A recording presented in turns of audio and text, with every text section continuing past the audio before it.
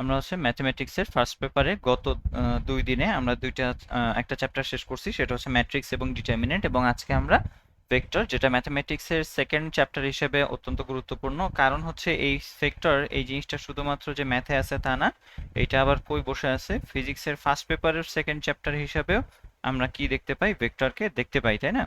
আচ্ছা, তাহলে এখন ব্যাপারটা কি, যে দুইটা জিনিস কি তাইলে আমি আলাদা আলাদা করে পড়বো নাকি দুইটা একসাথে পড়বো, কি পড়া উচিত আমাদের? সেটার জন্য আমি তোমাদেরকে সাজেস্ট করব, মেইনলি ভেক্টর যদি তুমি পড়তে চাও সেটা হচ্ছে ফিজিক্সের ভেক্টরটা পড়ো।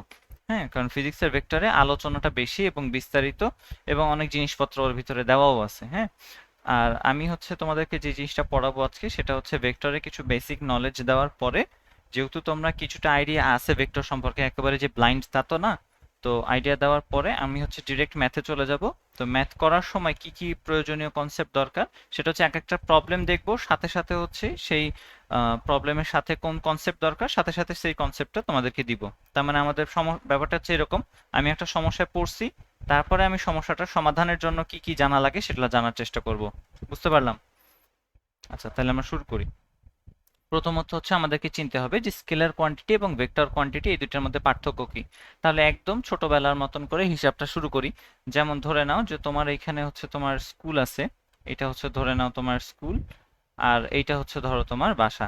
তো তোমার বাসা থেকে স্কুলের যেই যাওয়ার যে পথটা, সেই পথটা ধরো এইরকম, তারপরে এইরকম, তারপরে এইরকম, তারপরে এইরকম একটা পথ যাওয়ার পরে তারপরে হয়তো তুমি তোমার স্কুলে পৌঁছাও, তাই না? এবং এক একটা দূরত্বকে আমি যদি বলি এটা হচ্ছে 5 মিটার, এটা হচ্ছে 5 মিটার, এটা হচ্ছে ধরে নিলাম 15 মিটার্স, আর এখানে আছে হচ্ছে ধরলাম আমি 10 মিটার, আর এখানে ধরলাম এটা কত হবে, এটাও হবে 5 মিটার। তাহলে আচ্ছা, তাহলে তোমাকে যদি এটা দিয়ে দেওয়া হয় তাহলে তুমি এখান থেকে আমাকে বুদ্ধি করে বলো তো তোমার বাসা থেকে স্কুলের ইয়াটা কত, কি বলে, দূরত্বটা কত?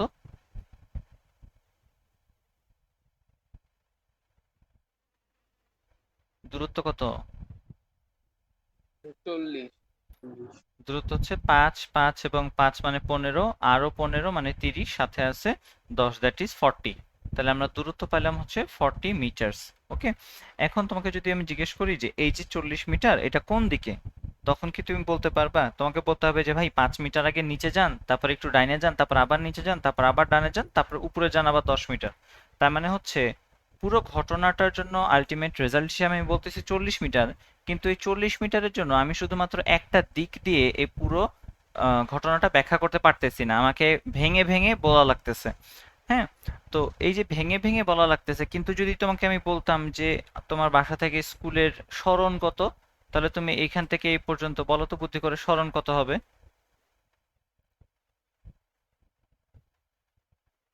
শরণার্থী কত?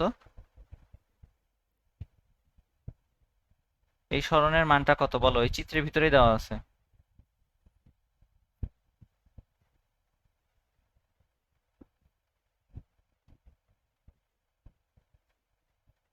20।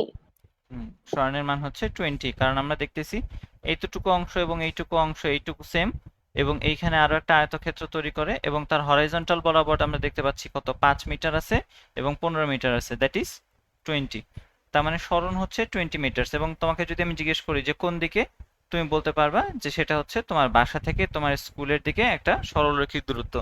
যদি এটা তোমার ঘটনা অনুযায়ী এটা যদি ওয়েস্ট হয় আর এটা যদি ইস্ট হয়, তাহলে তুমি ইজিলি বলতে পারো যে ওয়েস্ট থেকে ইস্টের দিকে 20 মিটার্স আমার বাসা থেকে স্কুলের যে দূরত্বটা অর্থাৎ বা সরণটা। অর্থাৎ সরণের ক্ষেত্রে আমি যেই নাম্বারটা প্রকাশ করলাম যে 20 মিটার্সটা বললাম, এই 20 মিটার্সের জন্যই আমি একটা দিক পাইছি, কিন্তু 40 মিটার্সের জন্য আমি একটা দিক না, আমি মাল্টিপল ডিরেকশন পাইছি। এই মাল্টিপল ডিরেকশন থাকার কারণেই এই দূরত্ব জিনিসটাকে আমরা প্রকাশ করি হচ্ছে স্কেলার রাশি হিসেবে, আর এই সরণটাকে আমরা বলি হচ্ছে ভেক্টর রাশি হিসেবে। এটা হচ্ছে তোমার ভেক্টর আর স্কেলারের মধ্যে মূলত ঝামেলাটা লাগে, যে দূরত্বের ক্ষেত্রে এমন না যে আমার কাছে দিক নাই, আমার কাছে দিক আছে, কিন্তু দিকটা প্রকাশ করতে দেখা যায় যে ওটাকে আর ক্ষুদ্র ক্ষুদ্র অংশে ভাগ করা লাগতেছে। এটা হচ্ছে দূরত্বের ঘটনা। এখন ধরো যদি তোমাকে আমি যদি শুধু 5 মিটারের কথা জিজ্ঞেস করতাম, সেটা কিন্তু একটা ভেক্টর হইতো। যদি শুধু এই 5 মিটারের কথা জিজ্ঞেস করি, সেটাও একটা ভেক্টর হইতো। যদি এই 15 মিটারের কথা বলি, সেটাও একটা ভেক্টর। তার কারণ এরা কিন্তু নিজেরা সরলরৈখিক দূরত্ব আছে, শুধুমাত্র শুধুমাত্র সরলরৈখিক, এবং একটা নির্দিষ্ট দিকে এই 15 মিটারে যাতায়াত করছে। আচ্ছা, এগুলো ছিল আমার জিনিসপত্র, এই জানি আমরা ছোটবেলায় শিখছি। আচ্ছা, এখন হচ্ছে আমরা ভেক্টর কোয়ান্টিটি সম্পর্কে একটু দেখি। ভেক্টর কোয়ান্টিটি জিনিসটা কি, কই থেকে আইছে। তো ভেক্টর কোয়ান্টিটির ক্ষেত্রে এগুলো তো আমরা বুঝলাম যে ভেক্টর কোয়ান্টিটি আর স্কেলার কোয়ান্টিটি কি, এটাকে লিখতে হয় কিভাবে, ম্যাথে এগুলোর কিছু নিয়ম আছে। যদি আমি নর্মাল হরফে লিখি তাহলে মানে খাতায় লেখার সময় তো আসলে বোল্ড করে লেখা সম্ভব না। তো যখন এ একটা ভেক্টর লিখতে চাই তখন হচ্ছে তার মাথায় এরকম একটা কি দিতে হয়, তীর চিহ্ন দিতে হয়, অথবা আমরা চাইলে যদি স্মল লেটারে লিখি তাহলে হচ্ছে নিচে একটা আন্ডারলাইন দিতে হয়। এই দুই রকমের নিয়ম আছে। আর শুধুমাত্র এইটার উপর একটা বার এইভাবেও তুমি লিখতে পারো, কোনো সমস্যা নাই। কিন্তু আমরা মোস্টলি যে জিনিসটা ইউজ করি সেটা হচ্ছে এইটা এবং এইটা, এই দুইটাকে বেশিরভাগ সময় ইউজ হইতে দেখা যায় ভেক্টর কোয়ান্টিটি। এখন ভেক্টর কোয়ান্টিটিটা আমরা যে আমরা বিশেষ করে আমাদের ম্যাথে ভেক্টর সম্পর্কে যে আলোচনাটা আছে সেটা মূলত হচ্ছে ভেক্টরের যোগ বিয়োগ গুণ ভাগ এইসব জিনিসপত্র নিয়ে। তো ভেক্টরের যোগ বিয়োগ গুণ ভাগের জন্য যে জিনিসটা গুরুত্বপূর্ণ সেটা হচ্ছে মনে রাখতে হবে, যখন আমরা কার্টেসিয়ান স্থানাঙ্ক ব্যবস্থা সম্পর্কে পড়ছি, কার্টেসিয়ান স্থানাঙ্ক ব্যবস্থায় সেটা কি 2D ছিল নাকি 3D ছিল বলো তো?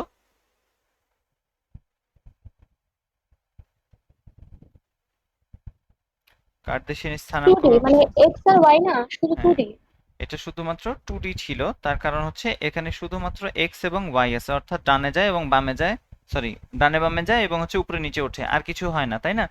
তো সেই কারণে আমরা এটাকে বলি হচ্ছে 2D, যেটা শুধুমাত্র একটা সমতলের মধ্যে প্রকাশ করা সম্ভব। যেমন এখানে একটা বিন্দু থাকলে সেটাকে আমি বলতে পারি এটা হয়তো 3 4 এরকম একটা বিন্দু।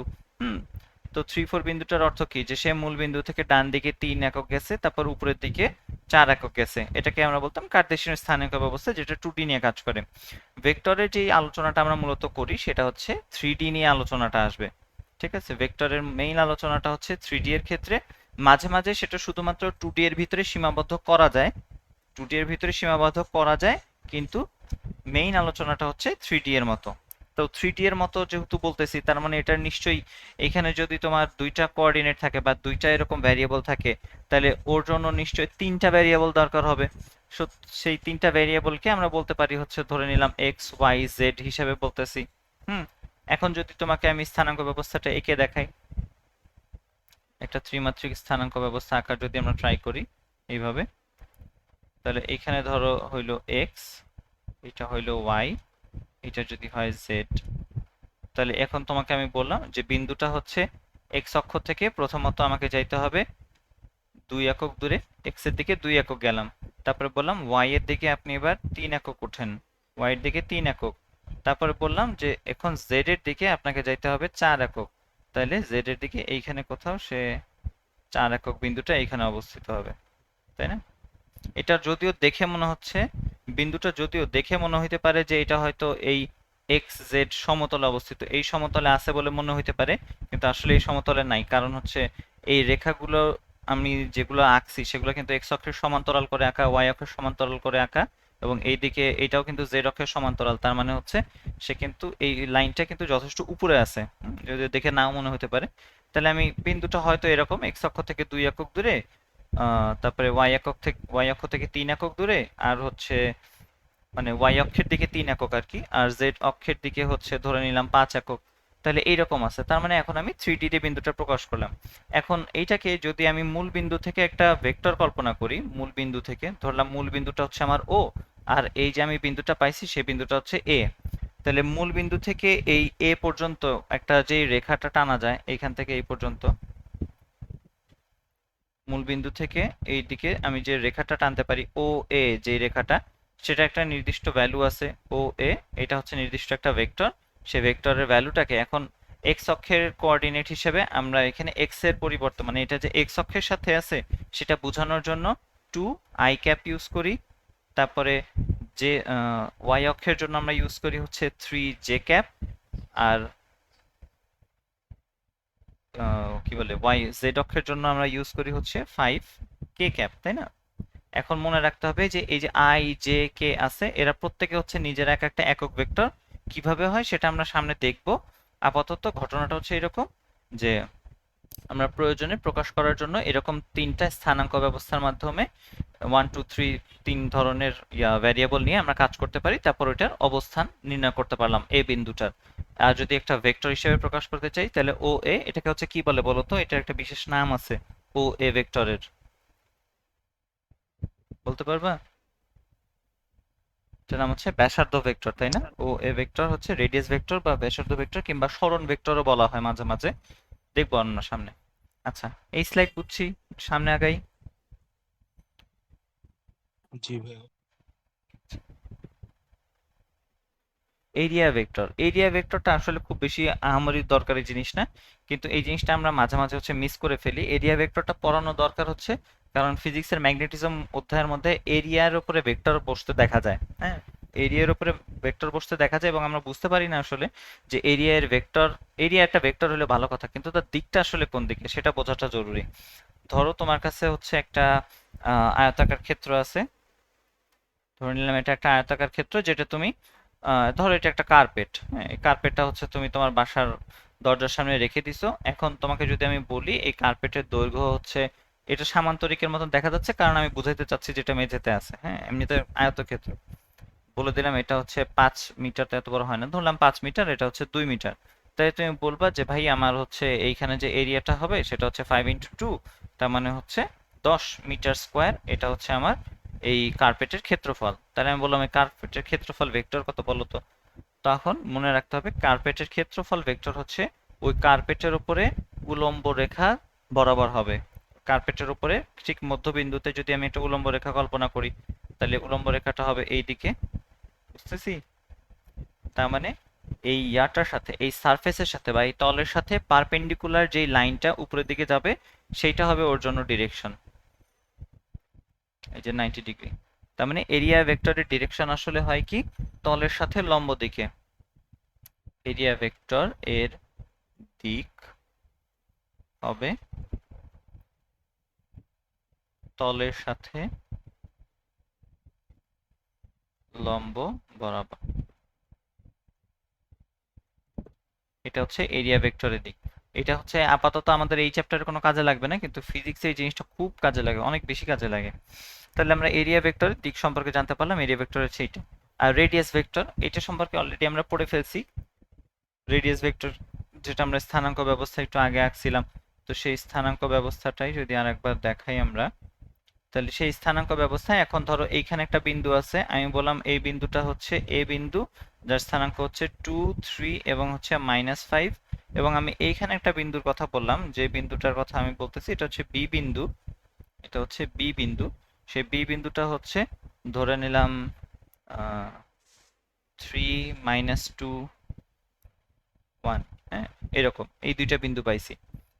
এই দুইটা বিন্দুর জন্য এখন আমরা ব্যাসার্ধ ভেক্টর চিনি। ব্যাসার্ধ ভেক্টর হচ্ছে মূল বিন্দু থেকে এ পর্যন্ত যদি যাই, তাহলে মূল বিন্দু থেকে যদি এর দিকে যাই তাহলে সেটা হবে এইরকম, আর যদি আমি এই দিকে থেকে এই দিকে যাই তাহলে সেটা হবে এইরকম। এখন ধরো তোমাকে দেওয়া আছে যে তুমি এখন এ এবং ও বি পেয়ে গেলা, তাই না? তাহলে আমি এটাকে ও এটাকে কিভাবে প্রকাশ করতে পারি? ও এ এই ব্যাসার্ধ ভেক্টরটা হবে হচ্ছে 2i cap plus 3j cap minus 5k cap, তাই না? এবং ও বি এটাকে আমরা বলতে পারি হচ্ছে 3i cap minus 2j cap plus k cap. এইটুক সম্পর্কে জানি আমরা, এগুলো আগেও ব্যবহার করছি। আচ্ছা, এইখানে তোমাকে হচ্ছে যদি আমি জিজ্ঞেস করি যে তাহলে এ বি এই ভেক্টরটা কি হবে, এ থেকে বি এর দিকে যদি আমি একটা ভেক্টর কল্পনা করতে চাই, তাহলে সেটার মান এবং দিক কিভাবে নির্ণয় করব, বলতে পারবা?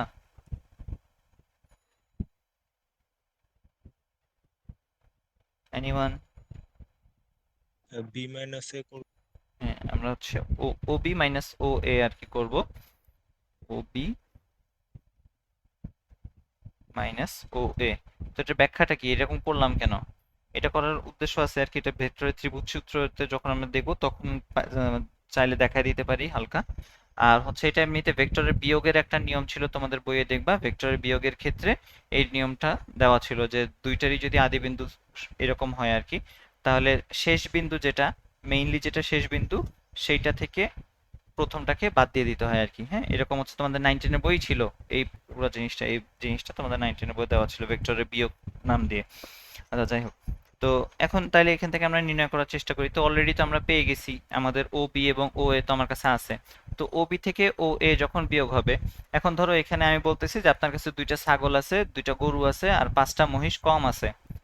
তাহলে যদি আমি এর ভিতরে ক্যালকুলেশন করি, তার মানে হচ্ছে আই ক্যাপ মানে হচ্ছে এখানকার আই ক্যাপের সাথে হিসাব হবে। যদি 2টা গরু এবং 3টা গরু এর মধ্যে কথা বলতে হয়, তাহলে গরু থেকে গরু বিয়োগ করা সম্ভব, গরু থেকে ছাগল বিয়োগ করা সম্ভব হয় না, তাই না? তাহলে আই থেকেই আই বিয়োগ হবে শুধুমাত্র। তাহলে এটাকে আমরা লিখতে পারি হচ্ছে 3i cap minus 2i cap. তারপরে আমাদের আসে হচ্ছে কি মাইনাস 2j ক্যাপ, তারপরে মাইনাস 3j ক্যাপ, এমন আসলো। তারপরে আসে হচ্ছে কে ক্যাপ মাইনাস, এখন মাইনাসে মাইনাসে প্লাস হয়ে যাবে আর কি 5 কে ক্যাপ। হ্যাঁ, তাহলে এটাকে নিয়ে যদি এবার আমি ক্যালকুলেশনটা করি, তাহলে এখান থেকে আসে আই ক্যাপ, তারপরে মাইনাস 5j ক্যাপ এবং হচ্ছে প্লাস 6কে ক্যাপ। ভালো কথা। আচ্ছা, এটা হচ্ছে আমরা এ বি এর একটা কি পাইলাম, এ বি এর জন্য একটা ভেক্টর পেয়ে গেলাম আর কি। এখন ধরো তোমাকে আমি এ বি এর মান বের করতে বলছি, এ বি এর ভ্যালুটা কত। এইটার ভিতরে কিন্তু এটা একটা এমন একটা জিনিস, এই জিনিসগুলোকে এমন ভাবে প্রকাশ করা হয় যে ওর দিক এবং তার মান দুইটা সম্পর্কে জানা যায়। তাহলে এখন যদি তোমাকে আমি জিজ্ঞেস করি যে ওর মানটা কত, তাহলে ওর মান বের করার জন্য আমরা কি করব? ওর মান হবে হচ্ছে ওর যে ভেক্টরটা আছে সে ভেক্টরের থেকে হচ্ছে আমরা যদি এই দূরত্বটা চাই, মান অর্থাৎ কি ছিল দেখি আমরা একটু আগের চিত্রটা যদি যাই, যদি এখানে এটা দিকে একটু খেয়াল করো, তাহলে মান কথাটার অর্থ হচ্ছে যে মূল বিন্দু থেকে সে কত দূরত্ব অবস্থিত সেটা বের করার চেষ্টা করা হয়, তাই না? মূল বিন্দু থেকে সে কত দূরে আছে। এই জিনিসটা হচ্ছে তোমরা একটা জিনিস চিন্তা করলে পারবা যে তোমরা যখন আয়তাকার ঘনবস্তু আঁকতাম আমরা, যখন আমরা আয়তাকার ঘনবস্তু আঁকতাম সেগুলো দেখতে কিরকম হইতো। ধরো এইখানে আয়তাকার ঘনবস্তু,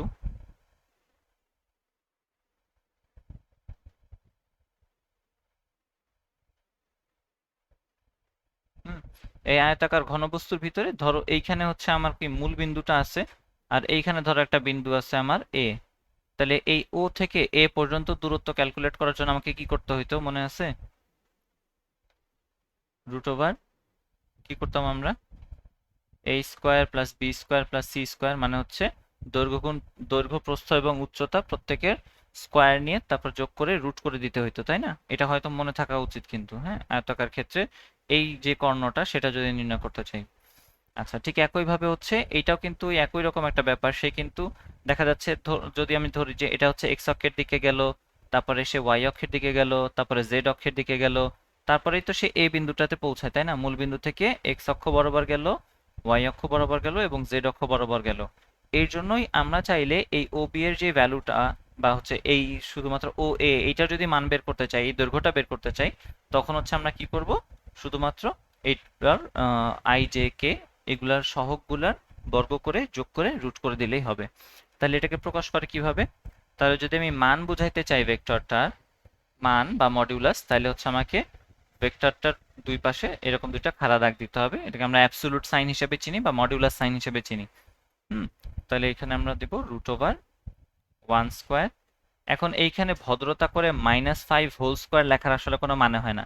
আমরা সবাই জানি যে এখানে -5 হোল স্কোয়ার হবে, কিন্তু যেহেতু স্কোয়ারেই আছে তো -5 তো +5 একই কথা হয়ে যাবে, তাই না? তো হুদাই কষ্ট করে লেখার দরকার নেই, ডিরেক্ট 5 স্কোয়ার লিখে রাখবা, কেউ কিছু বলবে না।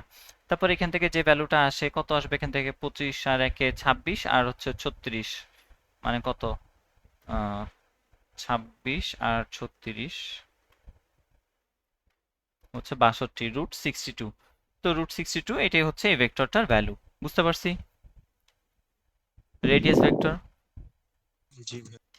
আচ্ছা, মান সম্পর্কেও চিনছি, আর আমরা এরিয়া ভেক্টর এটা মনে রাখবো, পরবর্তীতে কাজে লাগবে। আচ্ছা, এটা যদি বুঝে থাকো তাহলে ইউনিট ভেক্টর জিনিসটাকে একটু দেখার চেষ্টা করি। ইউনিট ভেক্টর সম্পর্কে অলরেডি বলছি যে আমরা যে আই জে কে এগুলো নিয়ে কাজ করি এটা কিন্তু প্রত্যেকই ইউনিট ভেক্টর। হুম, যদি তোমাকে শুধুমাত্র একটা ভেক্টর দেওয়া থাকে, যদি তোমাকে আমি বললাম এ বি একটা ভেক্টর হচ্ছে আই ক্যাপ, আই ক্যাপ, এই কথাটার মানে কি? এই কথাটার মানে হচ্ছে যে ওই ভেক্টরটা শুধুমাত্র এক্স অক্ষের দিকে 1 একক গেছে। বুঝতে পারছি? যদি তোমাকে একটা ভেক্টর আমি বলি বিসি, জে ক্যাপ দিয়ে রাখি, তার মানে হচ্ছে সে ওয়াই অক্ষের দিকে শুধুমাত্র তার সরণ হচ্ছে 1 একক, এবং বাকি অক্ষ বরাবর তার কোনো সরণ নাই, এরকম একটা ব্যাপার বোঝায়। অর্থাৎ ওই যে আমি যে ঘনকটা আঁকলাম একটু আগে, ওই ঘনকের শুধুমাত্র যদি সে এতটুকু আগায়, ধরলাম এতটুকু হচ্ছে 1 একক, এটা হবে হচ্ছে আই ক্যাপ এরকম। আর যদি যদি জে ক্যাপ বলি তার মানে হচ্ছে শুধুমাত্র ওয়াই অক্ষ বরাবর সে উঠছে এতটুকু। তাহলে কে ক্যাপ বললে কতটুকু হবে? কে ক্যাপ বলার অর্থ হচ্ছে সে এই অক্ষের দিকে সে হচ্ছে এক একক গেছে, ব্যাপারটা এরকম শুধুমাত্র। আচ্ছা, এটা হচ্ছে এই আই জে কে এই তিনজনের জন্য ভালো কথা। আই জে কে প্রত্যেকে এক এক মানে প্রত্যেকে ইউনিট ভেক্টর, তার কারণ কি, আমি যদি এই ভেক্টরটার মান বের করতে চাই তাহলে এটার মান কিভাবে বের করব, মডিউলাস অফ এ বি যদি বের হয় তাহলে এখানে দেখবো root over i square, sorry i square তো না, আই এর সহগ তার উপরে স্কোয়ার, রুট ওয়ান স্কোয়ার। এবং জে কে ওরা তো নাই, তো ওরা না থাকলে তো ওরা জিরো এমনিতেও, তাহলে এটার মানও দেখা যাচ্ছে এক। বিসি এর যদি তুমি ভ্যালু ক্যালকুলেট করতে চাও তাহলে রুট ওভার ওয়ান স্কোয়ারই আসবে, সেটাও হবে এক। অর্থাৎ ইউনিট ভেক্টর মানেই হচ্ছে যার মান এক। হ্যালো, কেউ কিছু বলবা?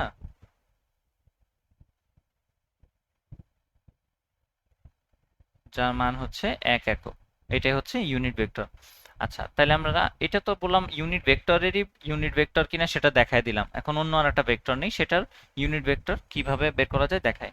হ্যাঁ, ইউনিট ভেক্টর বলতে আসলে বোঝায় যে ভেক্টর নিয়ে আমরা কাজ করতেছি, যেই ভেক্টর নিয়ে কাজ করছি তার দিকে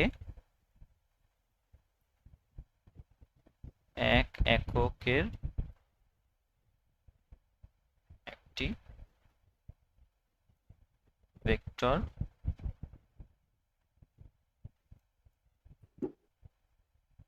বের করা। আচ্ছা, ধরো তোমাকে আমি একটা সহজ উদাহরণ দেই, তাহলে বুঝতে সুবিধা হবে। ধরো একটা ভেক্টর তোমাকে আমি বললাম সেটা হচ্ছে 5i ক্যাপ। হ্যাঁ, শুধু 5i ক্যাপ যদি বলি তার মানে হচ্ছে সে এক্স অক্ষ বরাবর 5 একক গেছে, তাই না? তাহলে এক্স অক্ষ বরাবর যদি আমি বলি এটা 1 একক, 2 একক, 3 একক, 4 একক, 5 একক, অর্থাৎ এইদিকে এক্স অক্ষ বরাবর আছে এই পর্যন্ত, সে এখানে এসে থেমে গেছে। হুম, তার মানে তার ডিরেকশনটা হচ্ছে এইখান থেকে এইটার দিকে।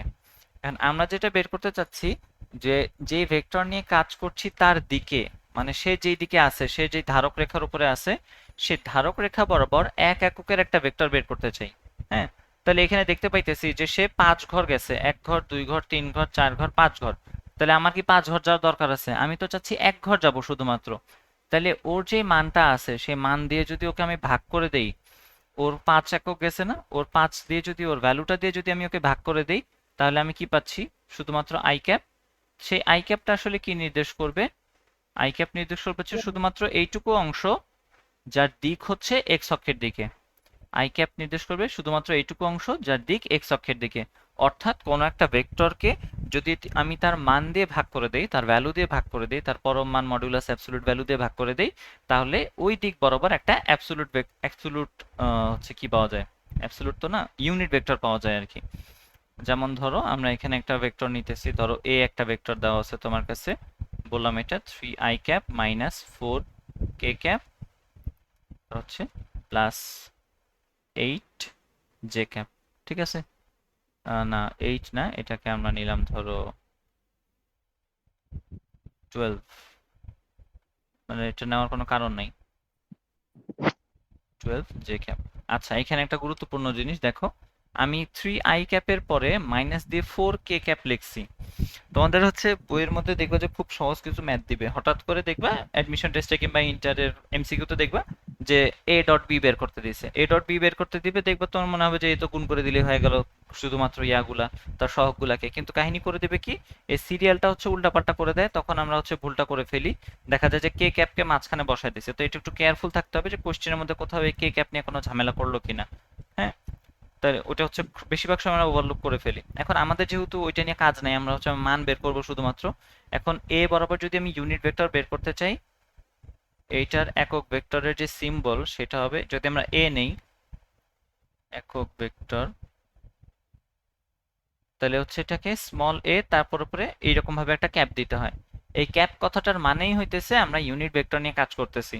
আই জে কে এরা ছিল কি এক একটা অক্ষ বরাবর, যে কোনো একটা অক্ষ বরাবর একক ভেক্টর। কিন্তু আমি যেহেতু অনেকগুলো অক্ষ নিয়ে এখন কাজ করতেছি, তাহলে কি করব, ওই ভেক্টরের যে নাম ছিল সেই নাম অনুযায়ী একটা স্মল এ নিলাম এবং হচ্ছে তার উপর একটা ক্যাপ বসাই দিলাম। এটার মানে হচ্ছে এ বরাবর একক ভেক্টর। তাহলে এ বরাবর একক ভেক্টরের জন্য সূত্র কি হবে, ওই ভেক্টর যেটা নিজে দেওয়া ছিল এবং সেই ভেক্টরের ভ্যালু দিয়ে তাকে হচ্ছে আমরা ভাগ করে দিব। তাহলে আমরা ভ্যালু দিয়ে ভাগ করে দিই এবার, যে মানটা ছিল 3i cap minus 4k cap plus 12j cap আর নিচে আমরা ভাগ করব হচ্ছে 3 স্কোয়ার প্লাস 4 স্কোয়ার প্লাস হচ্ছে 12 স্কোয়ার দিয়ে। আর এটাকে লিখতে চাইলে এখন হচ্ছে যদি দেখা যাক, যদি এমন দেখা যায় যে তুমি নিচের যে রাশিটা পাচ্ছ সেটা দিয়ে এই প্রত্যেককে ভাগ করে দিলে পূর্ণ সংখ্যা পাচ্ছ, যদি এমন হয় তাহলে হচ্ছে ভাগ করে দিবা। আর যদি দেখি যে পূর্ণ সংখ্যা পাচ্ছি না, তাহলে এটাকে কখনো ভাগ করতে যাবা না, এটাকে আলাদাভাবেই রেখে দিব আমরা। এটা কত আসে? এটা আসলে 13, তাই না? নিচেরটা আসবে 13, উপরে আসবে হচ্ছে 3 আই ক্যাপ, যা ছিল তাই। একটু সাজায় এবার আই জে কে সিরিয়ালটা ঠিকভাবে লিখি আমরা, মাইনাস 4 কে ক্যাপ। আর নিচে আসছে আমাদের 13। এইটাকে অ্যাজ ইট ইজ রেখে দাও, কিংবা এই 13টাকে হচ্ছে সামনে 1/13 হিসেবে লেখো, তোমার ইচ্ছা, কোনো ঝামেলা নেই। হ্যাঁ, আর যদি লিখতে চাও প্রত্যেকটা দিয়ে ভাগ করে এভাবে, যে 3/13 আই ক্যাপ, তারপরে 12/13 জে ক্যাপ, -4/13 কে ক্যাপ, এভাবে লিখতে চাইলেও কোনো সমস্যা নাই, তুমি চাইলে লিখতে পারো। বুঝতে পারছি? ইউনিট ভেক্টর চিনতে পারলাম। তাহলে ইউনিট ভেক্টর কেন বলা হয় এটাকে ইউনিট ভেক্টর, কেন মান দিয়ে ভাগ করে দিলে হয়, তার কারণ ওই দিক বরাবর গেলে ও যতগুলা ঘর সামনে আগাইছে ততগুলা ঘর দিয়ে যদি ওকে আমরা ভাগ করে দিই, তাহলে হচ্ছে এক ঘরের মান পেয়ে যাব। সেই এক ঘরের মানটাই হচ্ছে, এটা তো ছিল একটা অক্ষ বরাবর, তাহলে ওই একই কনসেপ্ট ব্যবহার করে আমরা হচ্ছে কি করলাম, অন্য আর একটা অক্ষ বরাবর যেগুলো মাল্টিপল ডাইমেনশন নিয়ে কাজ করতে, সরি, মাল্টিপল অ্যাক্সিসের ভিতরে আছে এমন একটা ভেক্টর নিয়ে আমরা হচ্ছে কাজ করলাম। বুঝতে পারছি? হ্যালো। জি স্যার, বুঝছি। এই যে আমি এটাই বলছি যে তোমাদের মানে বেশি মানে কোশ্চেন করো টরো সমস্যা নাই, কিন্তু হচ্ছে একটু রেসপন্স করতে হবে ক্লাসের মধ্যে, তাহলে আমার জন্য সুবিধা হয়। হ্যাঁ, আচ্ছা। ট্রায়াঙ্গেল আর প্যারালেলোগ্রাম। ট্রায়াঙ্গেল তো জানোই ত্রিভুজ, আর প্যারালেলোগ্রাম মানে হচ্ছে সামান্তরিক। তো সামান্তরিক হ্যাঁ, সূত্র আর হচ্ছে, বলো, কিছু বলবা? আচ্ছা। তো ট্রায়াঙ্গেল আর প্যারালেলোগ্রাম, তো ট্রায়াঙ্গেলের সূত্রটা আমরা ছোটবেলায় সবাই শিখে আসছি। এরকম দেওয়া ছিল যে যদি কোনো একটা ভেক্টরের আদি বিন্দু, সরি, কোনো একটা ভেক্টরের শেষ বিন্দু থেকে যদি আরো একটা ভেক্টর তৈরি হয়, ধরলাম এটার শেষ বিন্দু থেকে আরো একটা ভেক্টর এদিকে তৈরি হয়েছে, তাহলে আমরা বলতাম যে এটার লব্ধি হবে হচ্ছে শুরু থেকে শেষ পর্যন্ত, বা একদম আদি বিন্দু থেকে শেষ বিন্দু পর্যন্ত যাই আছে সেইটা আর কি। তো এটাকে লেখা হইতো যে এটা এ থেকে শুরু হয়ে বি তে গেছে, বি থেকে আবার সি তে গেছে, তাহলে লব্ধি হিসাবে আমরা পাবো হচ্ছে এসি আর কি। তাহলে আমরা বলতাম এটাকে এ বি প্লাস বিসি সমান ছিল কি জানি এসি, তাই না? এটা তো ছোটবেলার সূত্র সবাই শিখছি। তো একই জিনিস হচ্ছে প্যারালালোগ্রামের ক্ষেত্রেও খাটে। তার কারণ হচ্ছে ভেক্টরে একটা জিনিস আছে, সেটা নাম হচ্ছে ভেক্টরের শিফটিং। ভেক্টরের শিফটিং নামে একটা জিনিস আছে, সেটা কিরকম? ভেক্টর এর শিফট, এটাকে হচ্ছে একদম রিয়েল লাইফ উদাহরণ দিয়ে বোঝানোর চেষ্টা করি। ধরো তোমার কাছে একটা বক্স আছে। হুম, এই বক্সটার ক্ষেত্রে তুমি চাইতেছো যে সেটার আনুভূমিক বরাবর বল প্রয়োগ করবা। এখন আমরা ওই যে ঘর্ষণের কথাটা, একটু চিন্তাটা একটু মাথা থেকে বাদ দিতে হবে, কারণ ঘর্ষণের কথা আনলে টানা আর ঠেলা যে একটু আলাদা জিনিস এটা আমরা বুঝি। আর হচ্ছে পৃথিবীর ওজনটাকে একটু যদি উপেক্ষা করি, তাহলে ধরো এই বক্সের উপরে তুমি হচ্ছে ফোর্স অ্যাপ্লাই করতে চাচ্ছ। তো বললাম আমি তোমাকে, তুমি এইদিকে হচ্ছে 10 নিউটন ফোর্স অ্যাপ্লাই করো। তাহলে তুমি কি করলা, তুমি হচ্ছে এটার সাথে একটা রশি বেঁধে তার আনুভূমিক বরাবর তাকে 10 নিউটন বলে টানা শুরু করলা। এরকম একটা ঘটনা হইতে পারে। কিংবা তুমি এটা না করে এটাও করতে পারো, দেখো, যে তুমি পিছন থেকে 10 নিউটন বলে তাকে ঠেলতেছো, তাহলেও কিন্তু সে সামনের দিকে সেই একই 10 নিউটন বলই অনুভব করবে। তাহলে কাহিনীটা কি হইলো? কাহিনীটা হচ্ছে যে ভেক্টরটা যদি আমি চাইলে এইখান থেকে এইখানে শিফট করে নিয়ে আসতে পারি, তার কারণ কি, এইখানে ধারক রেখার কোনো পরিবর্তন হয় নাই। আমি এইখানে যত বলে টানতেছিলাম আমি এখানেও তত বলে টানতেছি। ধারক রেখার পরিবর্তন হয় নাই, ভেক্টরের মানের কোনো পরিবর্তন হয় নাই। ধারক রেখার পরিবর্তন না হওয়ার মানে হচ্ছে দিকেরও পরিবর্তন না হওয়া, মানেরও পরিবর্তন যদি না হয়, তার মানে ভেক্টর দুইটা কি, দুইটা সেম না এখন? বুঝতে পারছি ভেক্টর দুইটা যে সেম। আচ্ছা, এখন যদি এইটা ছাড়া আমি এটার কথা বাদ দিলাম, এখন যদি এই ফোর্সটা আমি এইখানে অ্যাপ্লাই করতাম, তারপর আমি তোমাকে বলতাম যে এটা হচ্ছে 10 নিউটন, তাহলে তুমি আমাকে বলো তো এই ভেক্টরটা আর এই ভেক্টরটা কি সমান? এই দুইটা ভেক্টর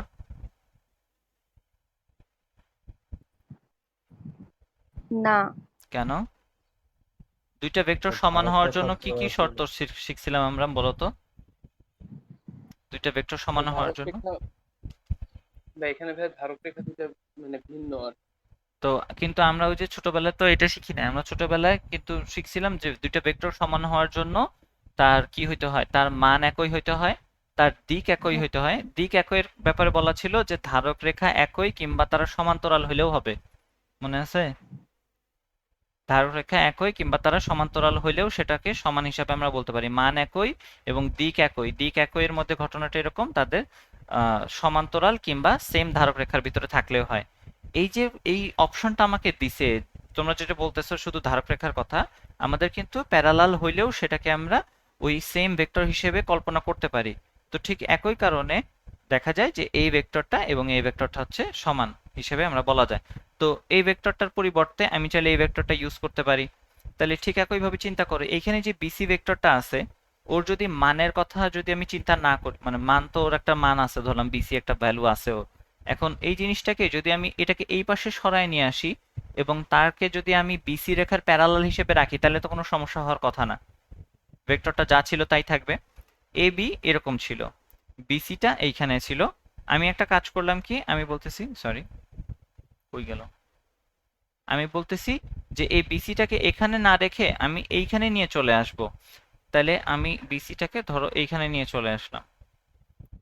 দেখো তো এইটার কি কোনো সমস্যা হয়েছে? এই দুইটা এখন প্যারালাল আছে না? এই দুইটার মানেও সমান, এই দুইটা এখন দিকেও একই। কারণ আমরা জানি দুইটা ভেক্টর সমান হয় কখন, যদি তাদের মান সমান হয় এবং তারা যদি একই ধারক রেখায় কিংবা তারা যদি প্যারালাল হয়। তাহলে এই দুইটা ভেক্টর কিন্তু এখন প্যারালাল, সে কারণে আমি চাইলে এইটার পরিবর্তে এইটাকেও ইউজ করতে পারি। এখন দেখা যাইতেছে যে হাউএভার এখানে একটা সামান্তরিকের মতন কিছু একটা তৈরি হয়ে গেছে। যদি আমি এই লাইনটা দিয়ে যোগ করে দেই, তাহলে আমাদের ভেক্টরটা ছিল হচ্ছে এখানে এ বি, এখানে ছিল সি, হ্যাঁ ধরলাম এখানে ডি আছে। তাহলে আমরা যেই সূত্রটা শিখছি এতদিন সেটা হচ্ছে ত্রিভুজ সূত্র অনুযায়ী, উপরে যে ত্রিভুজ সূত্রটা দেখতে পাচ্ছ সেটা ছিল কিরকম, যে এ বি থেকে যদি আপনি বিসি এর দিকে যান তাহলে আপনি লব্ধি হিসাবে পাবেন এসি। হুম, কিন্তু আমাদের এই চিত্র অনুযায়ী কি আছে, আমাদের এই চিত্র বলতেছে যে বিসি এবং এডি এই দুইটা ভেক্টর আসলে সেম। তাহলে বিসি আর এডি যদি সেম হয়, আচ্ছা ভাই, হ্যাঁ, বিসি আর এডি যদি সেম হয় তাহলে বুদ্ধি করে বলো তো বিসি কে আমি এডি দিয়ে রিপ্লেস করে লিখতে পারি। তাহলে আমি এখানে লিখতে পারি AD plus, sorry AB plus AD equals হচ্ছে এসি। এই কথাটার মানে কি আসলে, এটা দিয়ে আমি আসলে কি বুঝাতে চাচ্ছি,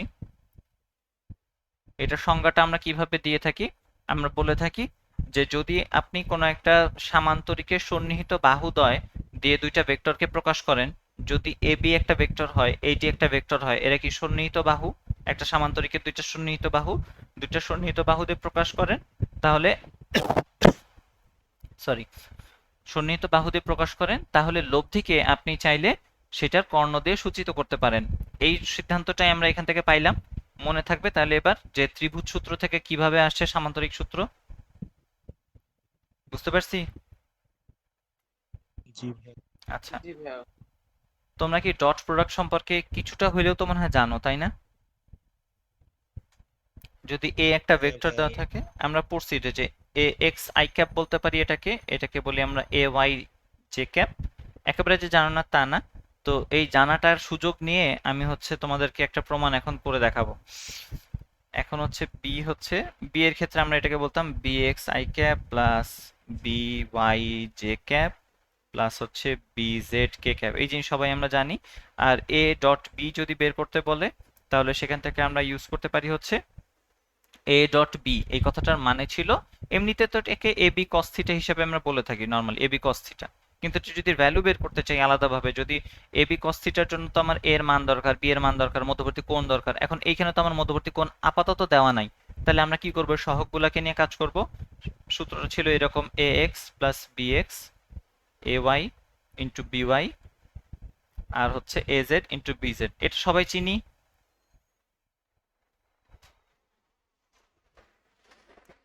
জি ভাইয়া। আচ্ছা গুড। আচ্ছা আমাকে একটু বলো তো কয়জন জয়েন করছে, তোমরা কি দেখতে পাও না? আচ্ছা আমি দেখতেছি, বাদ দাও।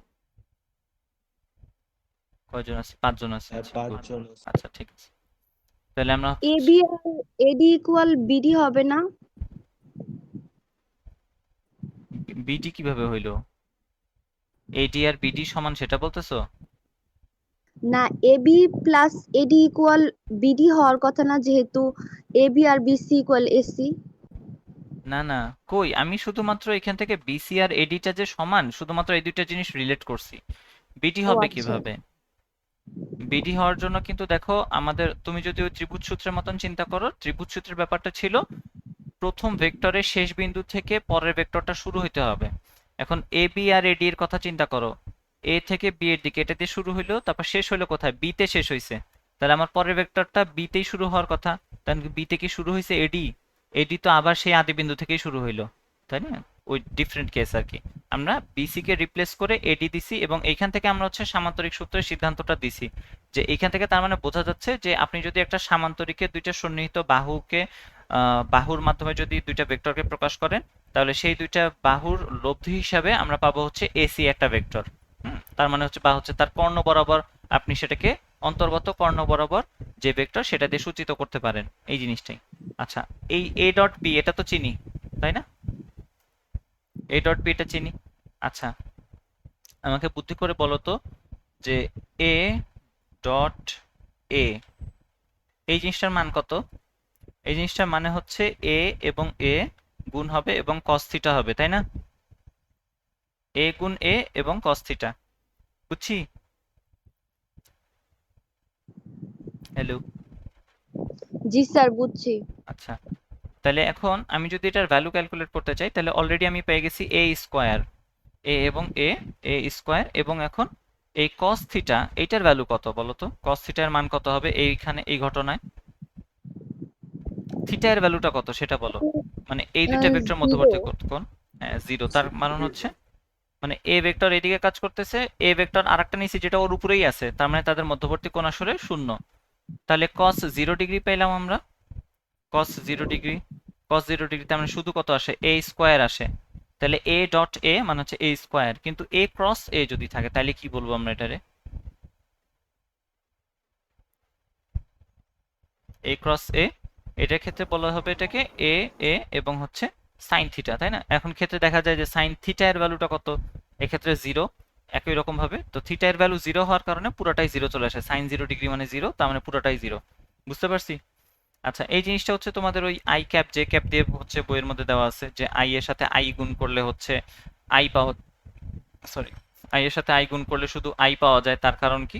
মানে আই আই এর ভ্যালুটা আসলে এক, সেজন্য ওই কি আই জে দিয়ে ওই সম্পর্কগুলো দেখানো আছে, ওগুলো নিজেরা দেখে নিলে বুঝতে পারবা।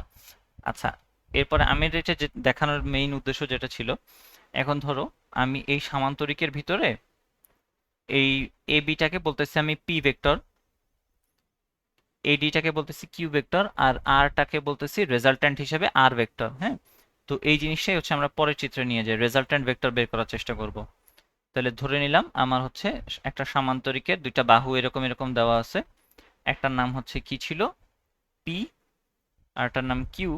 এখন এরকম হইলে এর রেজাল্ট্যান্ট কোন দিকে হবে? এই সামান্তরিকের কর্ণ বরাবর। তাহলে এই সামান্তরিকের কর্ণ বরাবর হয়তো এইখানে কোথাও তার রেজাল্ট্যান্ট হবে। তাহলে এই রেজাল্ট্যান্টের জন্য আমরা এই রেজাল্ট্যান্টকে বলতেছি হচ্ছে আর একটা ভেক্টর আর। হুম, এখন আহ, সূত্র অনুযায়ী বা ত্রিভুজের সূত্র অনুযায়ী বা তুমি এই সামান্তরিক সূত্র অনুযায়ী আমরা যে জিনিসটা এতক্ষণ ধরে বলে আসতেছি, সেটা হচ্ছে P vector plus Q vector equals হচ্ছে আর ভেক্টর। এটা তো বুঝি সবাই, তাই না? আচ্ছা, এখন যদি আমি উভয় পক্ষকে ধরো বর্গ করে দেই, এখন বললাম আমি উভয় পক্ষকে বর্গ করো, উভয় পক্ষকে বর্গ করো। উভয় পক্ষকে যদি বর্গ করতে বলা হয়, তাহলে আমরা লিখবো এরকম P plus Q into P plus Q equals হবে আর ইন্টু আর। এখন এখন মনে হইতে পারে এই যে আর এবং আর আছে, তাহলে এটা কি ডট গুণ হয়েছে নাকি ক্রস গুণ হয়ে আছে? এইটার ভিতর আসলে ডট গুণ হয়ে থাকে। আমরা এই ধরনের বর্গ করার যদি কোনো কাহিনী বলি কিংবা গুণ করার কাহিনী, একদম নর্মালি যদি তোমাকে গুণ করতে বলে একটা ভেক্টরের সাথে আরেকটা ভেক্টর, তখন হচ্ছে মেইনলি ডট গুণন করা হয় বেশিরভাগ ক্ষেত্রেই। হ্যাঁ, তাহলে এখানে আমরা চিন্তা করব ডট গুণন হিসেবে। তাহলে পরের লাইনটা দেখো তো কিরকম হয়, আমরা লিখতে পারি না? এখন এইখানে নর্মাল গুণ, এইটার সাথে প্রথমে কি করবো? পি এর সাথে পি গুণ হবে, তারপর পি এর সাথে কিউ গুণ হবে। তাহলে কি লিখতে পারি আমরা এটাকে? P dot Q, sorry P dot P প্রথমটা, P dot P plus P dot Q, তারপরেরটা আসে কিউ ডট পি, তারপরে হচ্ছে কিউ ডট কিউ, আর এই পাশ থেকে আমরা আর স্কোয়ার পাই শুধুমাত্র। এটা আমরা একটু আগেই দেখায় নিয়ে আসছি যে দুইটা সেম ভেক্টরকে যদি আমরা ডট করি তাহলে হচ্ছে তারা আর স্কোয়ার তৈরি করে। যদি দুইটা এ নিতাম তাহলে এ স্কোয়ার তৈরি করতো, একটু আগে তো করে আসলাম তাই না? তাহলে অনুরূপভাবে এখানে চিন্তা করো, পি ডট পি আছে, কি তৈরি করবে? পি স্কোয়ার তৈরি করবে। এখানে আছে হচ্ছে পি আর কিউ এর মধ্যে ক্রস, সরি ডট। আর এইখানে দেখো তো, ডট গুণনের ক্ষেত্রে একটা জিনিস আমরা জানি কি না, পি ডট কিউ করলে যা হয় কিউ ডট পি করলে তাই হয় না? জি স্যার। কিন্তু ক্রসের ক্ষেত্রে আবার ব্যাপারটা সত্যি না, P dot Q is not equal Q dot P, sorry P cross Q, Q cross P আর কি। আচ্ছা, এই দুইটাকে যদি আমি সমান তৈরি করতে চাই তাহলে আমার সমীকরণে কি পরিবর্তন আনতে হয় বলতে পারবা?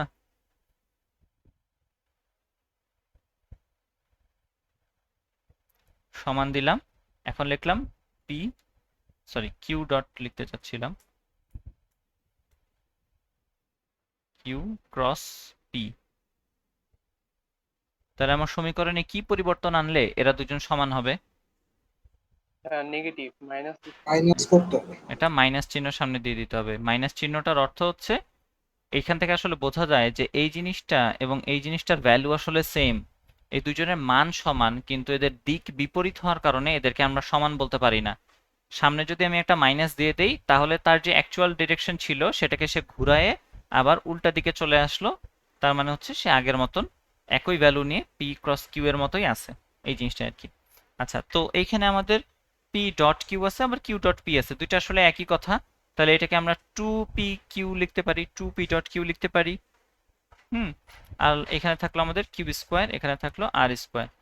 তাহলে এখান থেকে আমরা বলতে পারি যে আর স্কোয়ার ইকুয়ালস হচ্ছে P square plus Q square plus two P dot Q. তাহলে পি ডট কিউকে আমরা বলতে পারি two P Q cos theta, বা হচ্ছে এদের মধ্যবর্তী কোণ যদি আমি আলফা হিসেবে লিখি পুরাটার, তাহলে আমরা বলতে হচ্ছে two P Q cos alpha, মানে পি এবং কিউ এর মধ্যবর্তী কোণ যদি আলফা হয় তাইলে। হুম তাহলে এই জিনিসটা আমরা দেখে আসছি না এতদিন, এই সূত্রটা, যে যদি একটা রেজাল্টেন্ট ভেক্টর বের করতে চাই তাহলে আর সমান হয় হচ্ছে রুট ওভার দুইটা ভেক্টরের স্কোয়ারের যোগফল, তারপরে হচ্ছে 2 ইন্টু দুইটা ভেক্টর আর হচ্ছে কসের ভিতরে তার মধ্যবর্তী কোণ। চিনতে পারছি? জি স্যার। ওকে, গুড। তাহলে আমরা রেজাল্টেন্ট ভেক্টরের সূত্রটা কোথা থেকে আসছে সেটা দেখলাম। এখন হচ্ছে আমরা ওই যে এই থিটাটা বের করার চেষ্টা করব, যে সেটা এই ধরে নিলাম আমরা পি এর সাথে বের করতে যাচ্ছি, যে পি এর সাথে সে কত ডিগ্রি কোণ তৈরি করে আছে, এই কোণটাকে ধরলাম আমি হচ্ছে থিটা। আচ্ছা, তাহলে এবার কাহিনীটাকে দুই ভাবে চিন্তা করি। মনে রাখতে হবে, যখন পি এবং কিউ আছে তখন কিন্তু সেখানে আর ভেক্টরটা নাই, ঠিক আছে? মানে কি? মানে হচ্ছে যে তোমার বন্ধু এবং তুমি, ধরো হচ্ছে তুমি এইদিকে একটা বলের একটা নৌকাকে এদিকে টানতেছো 10 নিউটন বলে, তোমার বন্ধু টানতেছে হচ্ছে এদিকে 20 নিউটন বলে। তো আমি যখন বলতেছি লব্ধি এর কথা, তখন লব্ধি মানে কি, যে জিনিসটা শুধুমাত্র কাজ করতেছে, মানে আলটিমেটলি যে রেজাল্ট আমরা পাচ্ছি। তো আমরা যখন আলটিমেট রেজাল্টটা দেখি, ধরে নিলাম এখানে হচ্ছে তুমি 25 পাইছো, হ্যাঁ 25 হবে না যদিও, ধরে নিলাম 25 পাইছো তুমি এখানে রেজাল্টেন্ট, তার মানে নৌকাটা এইদিকে 25 নিউটন বল অনুভব করতেছে। তো নৌকাটা যখন 25 নিউটন বল অনুভব করে তখন কি 20 নিউটন 10 নিউটন এগুলা কি থাকে? থাকে না, তার কারণ এই দুইজন মিলায়েই তো আসলে 25 নিউটনটা তৈরি হয়েছে, তাই না? হুম আচ্ছা, তাহলে সেই হিসাবেই আমরা এখানে বলতে পারি যে যখন আর ভেক্টরটা এক্সিস্ট করে তখন আসলে পি এবং কিউ নাই, কারণ আর আসছেই, আর এর জন্মই হয়েছে হচ্ছে পি এবং কিউ এর মাধ্যমে। তাহলে এখন আমরা হচ্ছে দুইটা জিনিস দেখবো, একটা হচ্ছে জন্মের আগের ঘটনা আর একটা হচ্ছে জন্মের পরের ঘটনা। আর এর জন্মের আগের আর পরের ঘটনা। তাহলে আর যখন জন্ম হয়েছে ওর অলরেডি, এখন আর যদি জন্ম হয়ে যায়, আর জন্ম হওয়ার অর্থ হচ্ছে এইখানে হচ্ছে আমার এক্স অক্ষ ওয়াই অক্ষ আছে, আর এই দিক বরাবর আমার হচ্ছে রেজাল্টেন্ট একটা আর কাজ করতেছে।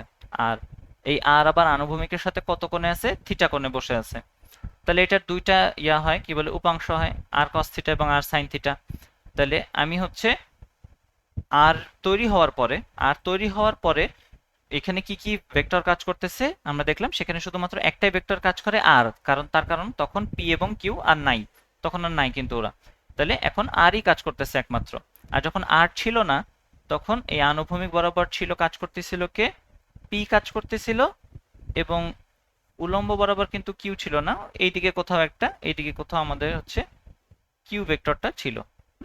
আর ওদের মধ্যবর্তী কোণ ছিল তখন কত, আলফা। আচ্ছা, এখন হচ্ছে তার মানে আমরা আর এর জন্মের আগের ঘটনা এটা, আর এর জন্মের পরের ঘটনা এটা, দুইটা আসলে সেমই, তার কারণ হচ্ছে দুইটার মাধ্যমে একই ঘটনা আমরা ফলাফল হিসাবে পাই। আচ্ছা, তাহলে এইখানে এই জিনিসটাকে আমি যদি আনুভূমিক বরাবর উপাংশগুলা নেই, তাহলে সেটা আসলে এই আগেও যা আনুভূমিক বরাবর উপাংশ যা হবে, সরি, এই আর তৈরি হওয়ার আগে আনুভূমিক বরাবর যতগুলো উপাংশ থাকবে, আর তৈরি হওয়ার পরেও আনুভূমিক বরাবর উপাংশগুলোর মান সেম থাকবে। তাহলে এইটার আনুভূমিক বরাবর উপাংশ কত বলতো আর এর? হ্যাঁ, আর cos থিটা। হুম, এটার আনুভূমিক বরাবর উপাংশ হচ্ছে আর কস থিটা, আর এইটা সমান হবে হচ্ছে এই ঘটনায় ইয়া বরাবর কি বলে আনুভূমিক বরাবর ঘটা ঘটনাগুলা। তাহলে হ্যাঁ, এখানে P আবার দুইটা ভেক্টর আছে, প্রথমত পি আছে, পি আনুভূমিকের দিকেই আছে, তাহলে সে পুরোপুরি ভাবে পি কস 0 ডিগ্রি হিসেবে থাকবে, পি কস 0 ডিগ্রি, বুঝি আনুভূমিক উপাংশ পি এর জন্য, জি ভাইয়া। সবাই চিনতেছি। আর যদি কিউ এর জন্য নেই তাহলে কত হবে, Q cos আলফা। Q cos alpha.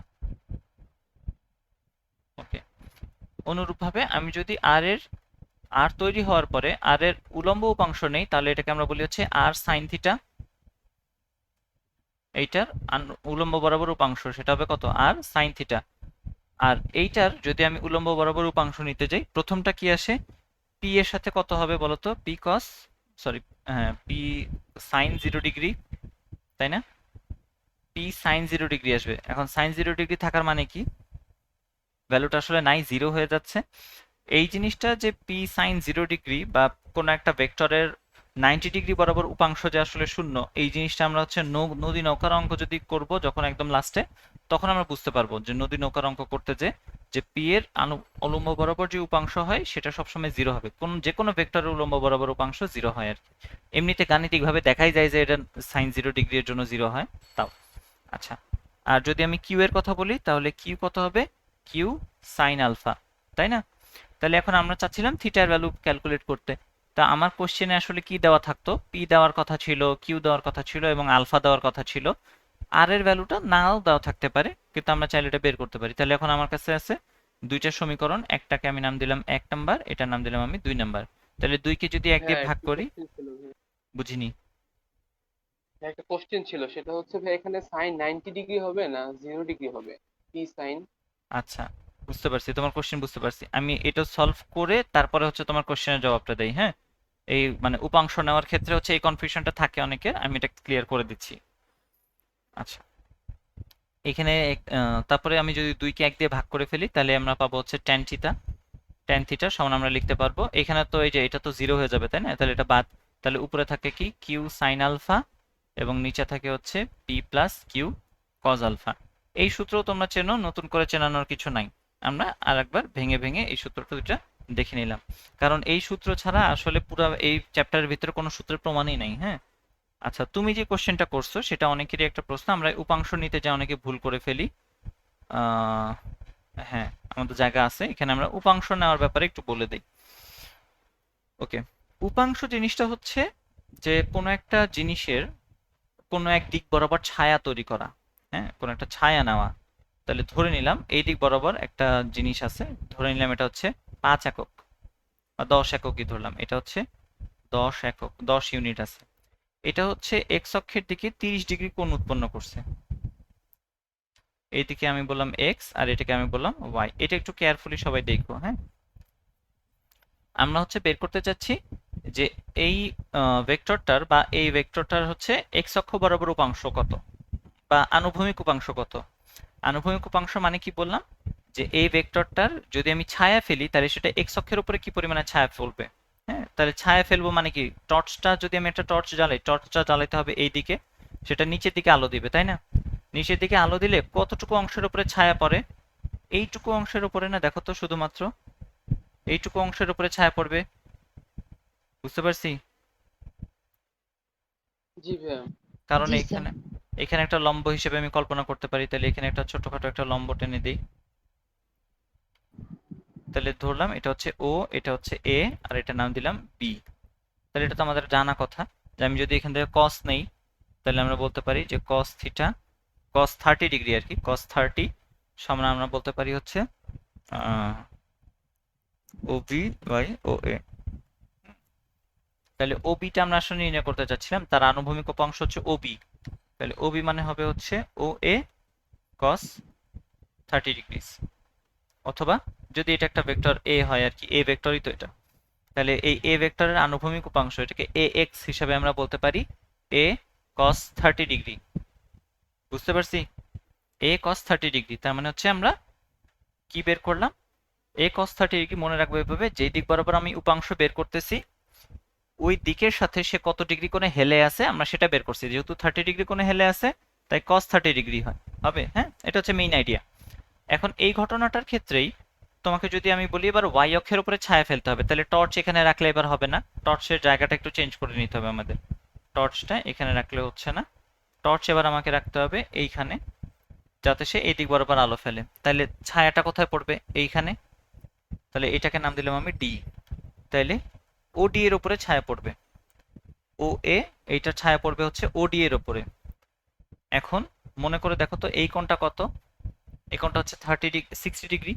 আমরা বলছিলাম একটু আগে যে কথাটা বললাম যে যেই দিক বরাবর আমি ছায়া ফেলবো বা যেই দিক বরাবর আমি উপাংশ নির্ণয় করব সেই দিকের সাথে কত কোণে হেলে আছে সেইটা এবং কস। যদি আমি 60 এর সাথে এবার বের করতে চাই, 60 ডিগ্রি কোণে এখন ওডি বরাবর হেলে আছে সে, তাই না? ওডি এর সাথে সে 60 ডিগ্রি কোণে হেলে আছে, তাই ওডি বা এ ওয়াই ইকুয়ালস ওডি, এইটা হবে হচ্ছে ও এ কস 60 ডিগ্রি। কথাটা কি বুঝতে পারলাম? তার মানে উপাংশ এর মেইন আইডিয়াটা মূলত আসে কসের জন্য। হ্যাঁ, সবকিছুই আসলে কসের জন্যই আসে উপাংশের ক্ষেত্রে।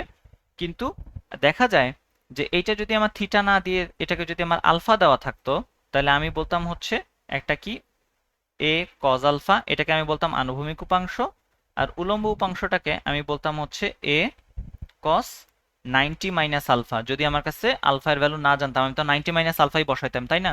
এখানে কিন্তু আমি 90 মাইনাস 30 করেই 60 পাইছি, এমনি এমনি পাইনি, 90 মাইনাস 30 করেই 60 পাইছি। সে একই রকম ভাবে 90 মাইনাস আলফা করেই আসলে কত পাওয়া যায়, মানে আর কি ওই যে ওই কোণটা পাবো আমি, অন্যদিকে যে কোণটা আছে। এখন এই জিনিসটাকেই এই cos 90 মাইনাস আলফা এটাকে কি লেখা হয়? এ সাইন আলফা, তাই না? জি ভাইয়া।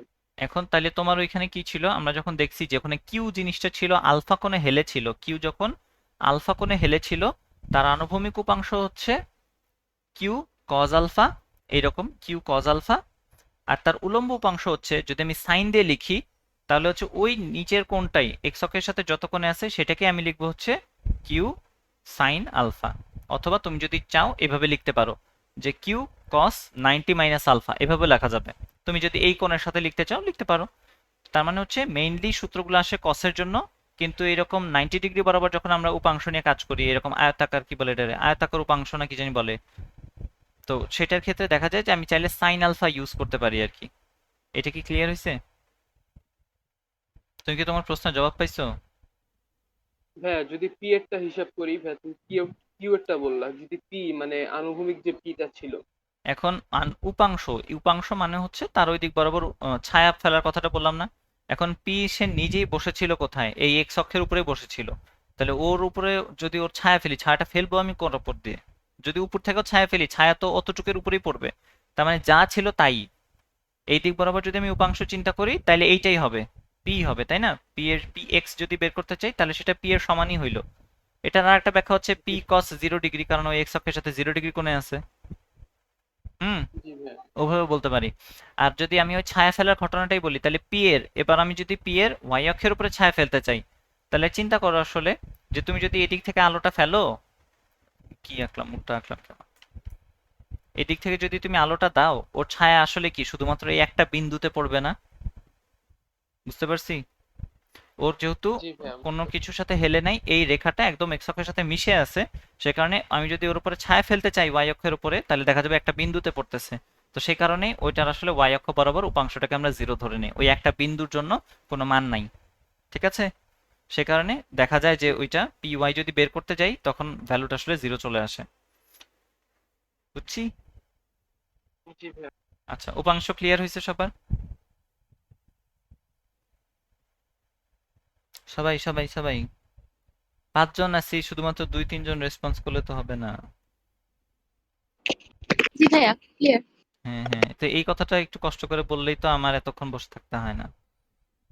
আচ্ছা, এখন কিছু সহজ সহজ কিছু, আমরা একদম ম্যাথের দিকে ঢুকে গেছি এখন, এরপরে হচ্ছে বেশিরভাগ আমরা ম্যাথই করব। যেমন বলছে এখানে দুইটি ভেক্টর রাশির মান দিয়ে দিছে, বলছে যে দুইটি ভেক্টর রাশির মান হচ্ছে 5 একক। এরা তারা একই বিন্দুতে পরস্পর 120 ডিগ্রি কোণে ক্রিয়া করে, তাদের লব্ধির মান বের করতে বলছে। ধরলাম ওই একই বিন্দু, সেই নির্দিষ্ট বিন্দুটা হচ্ছে কত, এই যে এই বিন্দুটা, এইটার উপরে একই মানের 5 একক বিশিষ্ট, এইদিকে 5 একক এবং 120 ডিগ্রি কোণে এইদিকেও 5 একক বিশিষ্ট একটা ভেক্টর আছে। তাহলে 5 এবং 5 এবং মাঝখানের কোণ হচ্ছে 120, তাই না? আচ্ছা, যদি দুইটা ভেক্টর একই মানের হয় তাদের জন্য একটা শর্টকাট আছে, আমি কি শর্টকাটটাকে দেখাবো? মানে দুইটা যদি একই মানের হয়, এইটা তো পি কিউ, তারপরে আলফা এর ভ্যালু 120 ধরে তাদের কোণ বের করতে তোমরা পারবা, এটা নতুন কিছু না, এটা সবাই পারে। হ্যাঁ, কিন্তু যদি তোমাকে ধরো দুইটা সেম ভ্যালু দেওয়া থাকে, ধরো এটা একটা পি দেওয়া আছে, এই বরাবর একটা পি দেওয়া আছে, আর এদের মধ্যবর্তী কোণ হচ্ছে আলফা, তাহলে এটার জন্য যে লব্ধিটা হবে সেই লব্ধির জন্য সূত্রটা কিরকম একটু ইজিলি দেখার চেষ্টা করি। আর স্কোয়ার সমান আমরা বলতে পারবো P square plus 2p dot P cos alpha. এটা চিনি সবাই, বুঝতে পারছি কি করলাম এখানে? এই সূত্রটাই আর কি তোমাকে এখানে ইউজ করতে হবে, তাই না? কারণ হচ্ছে পি আর পি যেহেতু দুটো সেম, দুটো যদি সমমানের ভেক্টর থাকে এবং তাদের মধ্যবর্তী একটা কোণ দেওয়া থাকে, তাহলে আমি কিভাবে হিসাব করব কিংবা কোনো একটা শর্টকাট তৈরি করতে পারি নাকি সেটা দেখার চেষ্টা করতেছি। তাহলে এখান থেকে আমি পাইলাম হচ্ছে 2p স্কোয়ার, এবং এইখান থেকেও আমরা পাই হচ্ছে একটা 2p স্কোয়ার, কিন্তু সাথে একটা cos আলফা আসে। তাহলে এইটাকে একটু কমন নেই, 2p স্কোয়ার কমন নিলে থাকে হচ্ছে 1 plus cos theta. 1 plus cos থিটাকে কি লেখা যায় বলো তো?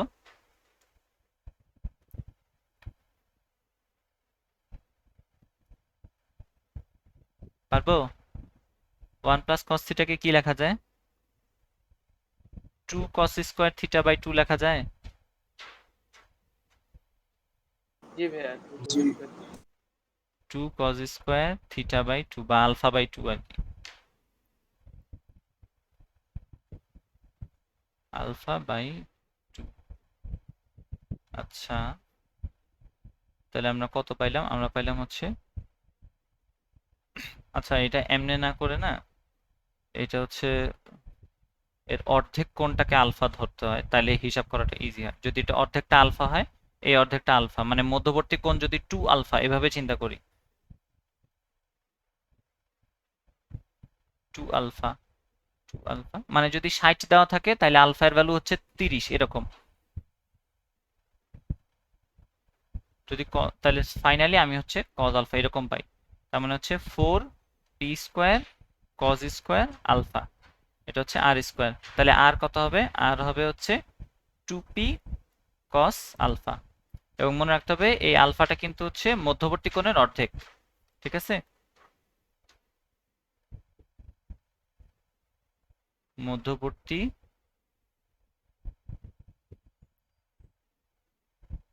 কোণের অর্ধেক। তাহলে এই সূত্রটা দেখি আমরা এবার এখানে অ্যাপ্লাই করা যায় কিনা। এখানে যদি আমি এবার আর এর ভ্যালু বের করতে চাই, তার মানে হচ্ছে 2 ইন্টু পি, পি মানে কি ছিল? পি মানে হচ্ছে 5 একক, 2p cos এবং মধ্যবর্তী কোণের অর্ধেক, তার মানে কি 60 ডিগ্রি। হ্যাঁ, তার মানে হবে 10 গুণ cos 60 মানে কত? আধা না? হ্যাঁ, হাফ মনে হয়, হাফ, তার মানে হচ্ছে 5 ইউনিটস। দেখছো ক্যালকুলেটর লাগলো? ক্যালকুলেটর কখনোই লাগে না এইসব ম্যাথ করতে।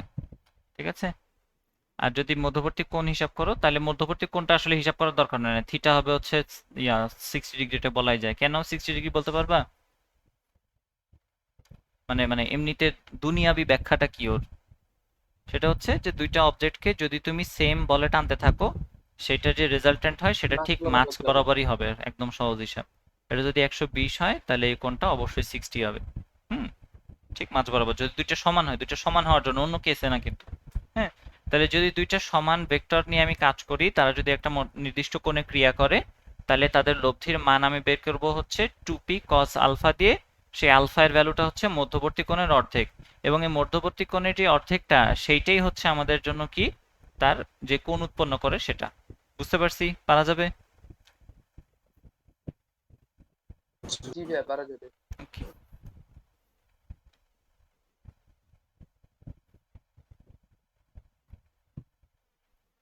আচ্ছা, এবার এখানে দিয়ে দিছে যে এ বি সি এর মান হচ্ছে 12, 5 এবং 13। বলছে যে বলা হয়েছে যে এ আর বি যদি তুমি যোগ করো, মানে হচ্ছে 12 আর 5 যোগ করে হচ্ছে সি পাওয়া গেছে। এখন বলা হয়েছে এ বি এর মধ্যবর্তী কোণের মান নির্ণয় করতে। এটা খুব সহজ আর কি, দেখো পারা যায় কিনা। যদি আমি বললাম যে 12 হচ্ছে এই দিক বরাবর, আর 5 একক হচ্ছে এই দিক বরাবর গেছে, ধরলাম এই দিক বরাবর কোথাও একটা আছে, হ্যাঁ, তাহলে এটা হচ্ছে এ ভেক্টর যেটার মান হচ্ছে 12, এটা হচ্ছে বি ভেক্টর যেটার মান হচ্ছে 5, আর এটার রেজাল্টেন্ট হিসেবে আমি কি পাচ্ছি, রেজাল্টেন্ট হবে এই দিক থেকে এই দিকে ত্রিভুজ সূত্র অনুযায়ী, এবং সেই রেজাল্টেন্টের ভ্যালু কত দেওয়া আছে, সি ভেক্টর, সেটার মান হচ্ছে 13 বলে দিছে। আর কোশ্চেন আমাকে বলছে যে এ প্লাস বি যদি আপনি করেন তাহলে আপনি সি পাবেন। তো এই চিত্র অনুযায়ী আমি হচ্ছে, বা এই কথাটা অনুযায়ী আমি হচ্ছে এই চিত্রটা আঁকলাম, তারপরে হচ্ছে এর বাহুগুলোর মানগুলো আমি নির্দেশ করে দিলাম। এখন আমি এখানে একটা অদ্ভুত সম্পর্ক দেখতে পাচ্ছি, যে কিন্তু এখানে এটা হচ্ছে একটা স্পেশাল কেস, সবসময় এটা হবে না। 12 স্কোয়ার প্লাস 5 স্কোয়ার সমান 13 স্কোয়ার, তাই না? এটা কি জানতাম? এটা যদি জানি তার মানে হচ্ছে অতিভুজ কে হবে, 13 একক, এটা হবে অতিভুজ এই জায়গায়। তাহলে 13 একক যদি অতিভুজ হয়, পিথাগোরাসের সূত্র অনুযায়ী 13 একক হবে হচ্ছে অতিভুজ। তাহলে আমার কাহিনী অনুযায়ী এই সি, এটা আসলে যদি অতিভুজ হয়, তাহলে এই কোণটা কত হবে, অবশ্যই 90 হবে, কারণ আমরা জানি যে 90 ডিগ্রি এর বিপরীত বাহুটাকে আমরা কি বলি, অতিভুজ বলি। 90, এটা হচ্ছে আমাদের অতিভুজ, এটা হচ্ছে 13 একক, এটা 12, এটা হচ্ছে 5। তার মানে কি আমরা বুঝতে পারলাম যে এই যে 13 একক আছে এটা হচ্ছে অতিভুজ, এটা হচ্ছে 5, আর এটা হচ্ছে 12, আর এটা হচ্ছে তার মানে কি মধ্যবর্তী কোণ 90 ডিগ্রি আমরা পাইছি। বুঝতে পারছি? আচ্ছা, সবাই একটু মিউট করি। আর এ বি এর মধ্যবর্তী কোণ, তার মানে আমরা হচ্ছে এটা হচ্ছে এইভাবে দেখাবো, কিন্তু এখানে a স্কয়ার স্কয়ার ইকুয়ালস হচ্ছে 13 স্কয়ার, তার মানে এটা অতিভুজ। তারপরে এই চিত্রটা এঁকে দিবা, বলবা যে এই এ এবং বি এর মধ্যবর্তী কোণ হচ্ছে 90 ডিগ্রি। এটাকে প্রকাশ করা হয় হচ্ছে এইভাবে, এটা মধ্যবর্তী কোণ বা অন্তর্ভুক্ত কোণ এইভাবে লেখে। ঠিক আছে, এরকম একটা চিহ্ন দিয়ে এটার অন্তর্ভুক্ত কোণ বোঝায় 90 ডিগ্রি। বুঝতে পারছি? জি। অথই একটু মিউট করো। জি ভাইয়া। আচ্ছা, মিউট করো, মিউট করো, মিউট করো। আমি তো দেখতেই পারি। আচ্ছা, আমি মিউট করে দিতেছি। আচ্ছা, করছে। তারপরে দুটি ভেক্টর, যার দুটি ভেক্টর রাশির বৃহত্তম লব্ধি হচ্ছে বলছে, ভাইয়া, বলো। ভাইয়া আগের ম্যাথটা যদি ভাইয়া এরকম যদি মানে রিলেশন না থাকতো তাহলে কি করা যেত এভাবে? তাহলে করা যায়, ওই যে তখন ওই যে ত্রিকোণমিতি ব্যবহার করে করা যায়, যায় না তা না, করা এমনিতেও করা যায়। যে কোনো তোমার যদি যে কোনো তিনটা বাহু দেওয়া থাকে, হ্যাঁ, ধরলাম এটা তোমার 13 না দিয়ে অন্য একটা বাহু দিছে, ধরলাম এটা তোমার 11 দিছে, হ্যাঁ, এটা ধরো 11, এটা 12, আর এটা হচ্ছে 5, চাইছে কত, এই মধ্যবর্তী কোণ এইটা, তাই না? এই থিটাটা চাইছে। এটার জন্য একটা সূত্র আছে ইয়ার ক্ষেত্রে, কি বলে, কি জানি ওটা নাম, ত্রিকোণমিতিতে সূত্র আছে, সেটা হচ্ছে তোমার, আমার এক্সাক্ট মনে নাই, তবে খুব সম্ভবত এটা হচ্ছে 12 square plus 5 square minus 11 square, আর হচ্ছে নিচে হচ্ছে 2 ইন্টু 12 ইন্টু 5, এরকম একটা সূত্র আছে। এটা করলে হচ্ছে থিটার ভ্যালু পাওয়া যায়, দেখো তো পাও নাকি। হ্যাঁ, এটা আলাদা একটা ম্যাথ, এখানে দেখো এটা সমান হয় নাকি, এরকম র্যান্ডম, এটার ইয়াতে সূত্র আছে ত্রিকোণমিতিতে, কসের সূত্র বলে ওগুলারে। কিন্তু এটা তো আমার এখানে অ্যাপ্লাই করার দরকার নাই আর কি, যে কারণ এখানে এ অত স্কোয়ার বুঝে প্লাস গেছে। B square minus C square divided by 2ab হ্যাঁ এরকম হ্যাঁ, না? ওই জিনিসটাই, হ্যাঁ কাইন্ড অফ ওই জিনিসটাই আর কি। আচ্ছা, তারপর হচ্ছে দুটি ভেক্টরের বৃহত্তম লব্ধি। বৃহত্তম লব্ধি কি হয় এমনিতে? বৃহত্তম লব্ধি হয়টা কখন, এটা আগে আমরা একটু দেখি। এই দিক বরাবর একটা ভেক্টর আছে, আর ওই ভেক্টরটারই লব্ধি সর্বোচ্চ হবে আর কি। মানে তুমি আর তোমার বন্ধু যদি মাঝখানে কোনো একটা কোণ তৈরি করে টানাটানি শুরু করো, তার থেকে ভালো হচ্ছে দুইজনই যদি একই দিকে টানতে থাকো, তাহলে দেখা যাবে যে তার ফলাফলটা হচ্ছে বেশি হয়। হ্যাঁ, তার মানে হচ্ছে ধরলাম এইদিকে পি কাজ করতেছে, এইদিকে কিউ কাজ করতেছে, অর্থাৎ মধ্যবর্তী কোণ আলফা যদি 0 হয়, সুতরাং রেজাল্ট্যান্ট হয় হচ্ছে পি প্লাস কিউ। আর যদি সর্বোচ্চ পরিমাণে সব থেকে কম তুমি লব্ধি চাও বা সব থেকে কম রেজাল্ট্যান্ট চাও, তাহলে কি করতে হয়? পি যেদিকে কাজ করতেছে কিউ কে তার বিপরীত দিকে কাজ করতে হয়। মধ্যবর্তী কোণ হইতে হয় 180 ডিগ্রিজ।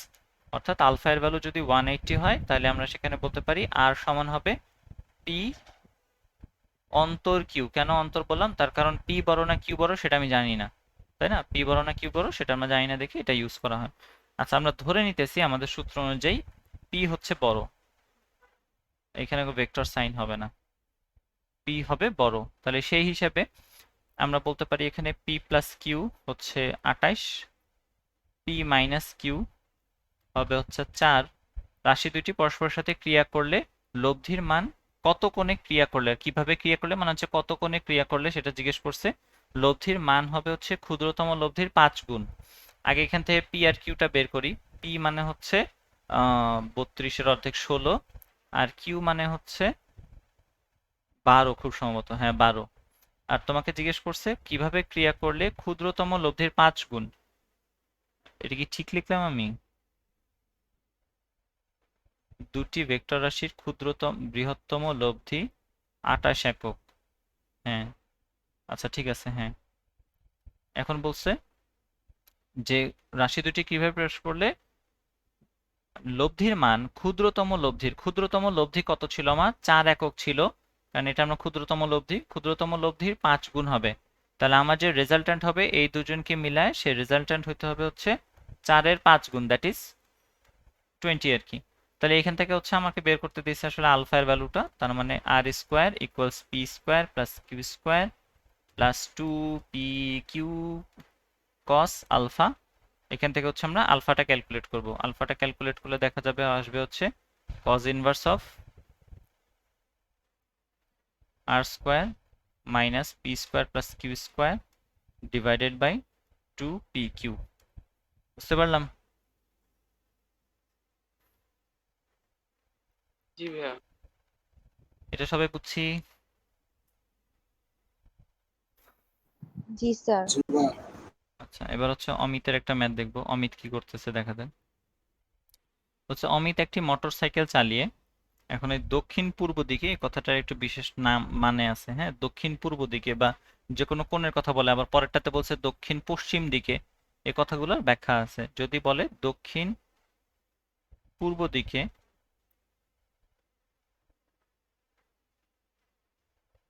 সেটার মানে হবে হচ্ছে দক্ষিণ দিকের সাথে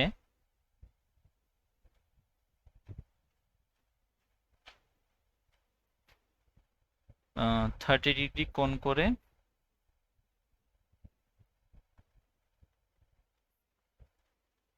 পূর্ব দিকে। তার মানে সে আসলে যাচ্ছে পূর্ব দিকে, সে দক্ষিণের সাথে 30 ডিগ্রি কোণ করে আছে। হ্যাঁ, তাহলে আমরা এটাকে আগে পূর্ব পশ্চিম উত্তর দক্ষিণ বসাই। তো পূর্ব পশ্চিম উত্তর দক্ষিণ বসানোর সময় আমরা একটা নিয়ম ছোটবেলায় শিখছি, উপরের দিকে কোণ কি হয়? উপরের দিকে সবসময় নর্থ থাকে, তাই না? তাহলে উপরের দিকে আমরা দিব নর্থ, আর নিচের দিকে আমরা দিব হচ্ছে তার উল্টা দিকে সাউথ হয়। এবং এরপরে হচ্ছে মনে রাখবো এটা হচ্ছে উই, এভাবে এনএস, এবং এটা হচ্ছে উই। আচ্ছা, তাহলে এখন বলছে হচ্ছে দক্ষিণ পূর্ব দিকে, তাহলে কোথায় হয় এটা ভাইয়া বলো তো? দক্ষিণ দিকের সাথে, এটা হচ্ছে দক্ষিণ দিক, ওর সাথে 30 ডিগ্রি কোণ করে পূর্ব দিকে। তাহলে বুঝলাম যে সেটা হবে হচ্ছে এই দিকে কোথাও। তাহলে বলো তো এই কোণটা কত হবে? এই কোণটা কত, 30 নাকি 60? আর এই কোণটা 30 ডিগ্রি। এই কোণটা 30 30 ডিগ্রি বলছে, দক্ষিণ কোণটা দিকের 30 সাথে 30। গুড। আচ্ছা, তাহলে এই কোণটা হচ্ছে 30 ডিগ্রি। এই 30 ডিগ্রি কোণ করে সে কি করছে?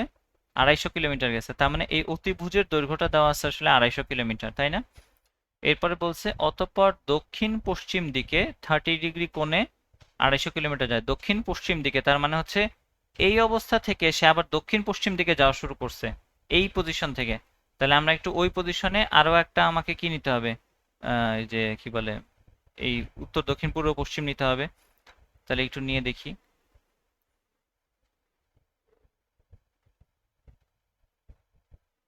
কি জানি বলছিল, দক্ষিণ পূর্ব দিকে না, দক্ষিণ পশ্চিম দিকে। এবার এবার বলছে দক্ষিণ পশ্চিম দিকে। তাহলে এখানে আছে আমার নর্থ, সাউথ, ওয়েস্ট আর ইস্ট। তাইলে দক্ষিণ পশ্চিম দিকে মানে হচ্ছে দক্ষিণ দিকের সাথে পশ্চিম দিকে। তাহলে এটা আবারও দক্ষিণ দিক, দক্ষিণ দিকের সাথে পশ্চিম দিক মানে এই দিকে কোথাও। তাহলে এবার ইনিশিয়াল পয়েন্টটা হচ্ছে এই দিকটা হচ্ছে দক্ষিণ দিক, কিন্তু এখন আমি যাচ্ছি কোথায়? পশ্চিম দিকে 30 ডিগ্রি কোণে। এবং এইদিকে 30 ডিগ্রি কোণে সে কত একক গেছে বলছে? 30 ডিগ্রি। তাহলে এইটা কত দেওয়া আছে বলতেছে কোশ্চেন অনুযায়ী? এটা হচ্ছে 30 ডিগ্রি, কারণ বলছে দক্ষিণ পশ্চিম দিকে 30 ডিগ্রি কোণে গেছে। বুঝতে পারছি? এই চিত্রটা কি বুঝলাম? এই জায়গাটা এখানে কি করলাম? জি। বলছে অতঃপর, তার মানে হচ্ছে এই বিন্দু থেকে আমাকে আবার আরো একটা উত্তর দক্ষিণ পূর্ব পশ্চিম হিসাব করে তারপরে দেখতে হবে। এখন জিনিসটা চিন্তা করো, ও হচ্ছে এই দিক বরাবরও 250 কিলোমিটার গেল। এখন বলো তো, এই বাহুটা এবং এই বাহুটা হচ্ছে পরস্পর সমান্তরাল, তাই না? এনএস এবং এটাও তো এনএস, এবং এটা হচ্ছে তাদের ছেদক। এরকম কিছু একটা ছেদক যদি হয় আর কি, তাহলে এই কোণটা আসলে কত হবে? 30 ডিগ্রি হবে না? জি ভাইয়া। এটা যদি 30 হয় তাহলে এটাও 30 হবে। এটা হচ্ছে একান্তর কোণের হিসাবে। 71 পড়তেছে। হুম। তাহলে আসলে আমরা যে জিনিসটা পাইছি, এটা হচ্ছে তার টোটাল অতিক্রান্ত দূরত্ব। সেই দিকে গেছে 30 ডিগ্রিতে, তারপরে আবার হচ্ছে এইখানে আসছে, এটা হচ্ছে 30 ডিগ্রিতে ফেরত আসছে। এইটা হচ্ছে 250, এইটাও হচ্ছে 250, আর এই কোণ দুইটাই হচ্ছে 30, এইটাও হচ্ছে 30। এখন বলছে অমিতের সরণ ভেক্টরের মান কত, তাই না? কোশ্চেন বলছে অমিতের সরণ ভেক্টরের মান। সরণ ভেক্টরের মান হচ্ছে সেই আদি অবস্থান থেকে শেষ অবস্থান পর্যন্ত সরলরৈখিক দূরত্ব। আমরা আসলে দেখলাম সে যেহেতু 30 ডিগ্রি কোণে 250 উপরে গেছে, আবার যখন ফেরত আসছে তখনও সেই 60 ডিগ্রি কোণে 250তেই ফেরত আসছে আসলে ঘটনা অনুযায়ী। তার মানে কি সে আবারও এই ওয়াই অক্ষের উপরেই ফেরত আসছে, মানে মাইনাস ওয়াই অক্ষের দিকে বা এস এর দিকে ফেরত আসছে। তার মানে তার এই লাইনটা ঠিক আছে, এই সোজা লাইনটা আমাকে নির্ণয় করলেই হবে। তাহলে এই জিনিসটাই এখন আমি হচ্ছে মানে বের করব কিভাবে? এটাকে দুই ভাগে ভাগ করে নিই আমরা।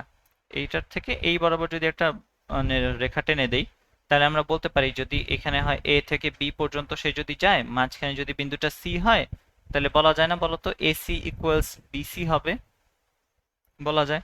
তাহলে আমি যদি তার মোট অতিক্রান্ত দূরত্ব চাই, তার যদি সরণের মান চাই আর কি, তাহলে সেই সরণ হবে হচ্ছে শুধুমাত্র 2ac হিসাবে আমরা প্রকাশ করতে পারি। তাহলে এসি বের করার জন্য শুধুমাত্র এসি বের করতে চাচ্ছি আমি। এটা আসলে কোনো ইয়া না, মানে ভেক্টরের ওই লব্ধি টব্ধি দিয়ে না করলেও হয়, শুধুমাত্র তোমার ওই উপাংশ দিয়ে করে ফেলা যাবে। তাহলে এই 250, এইটার উপরে যদি আমি ছায়া ফেলি এই দিক থেকে যদি আমি টর্চের আলো ফেলি, তাহলে ছায়া কি এসি এর উপরে পড়বে? বুঝছি? জি ভাইয়া। এডি এর ছায়া, এডি অংশের ছায়া পড়বে এসি এর উপরে। তাহলে এসি এর ভ্যালু কত হবে বলতো?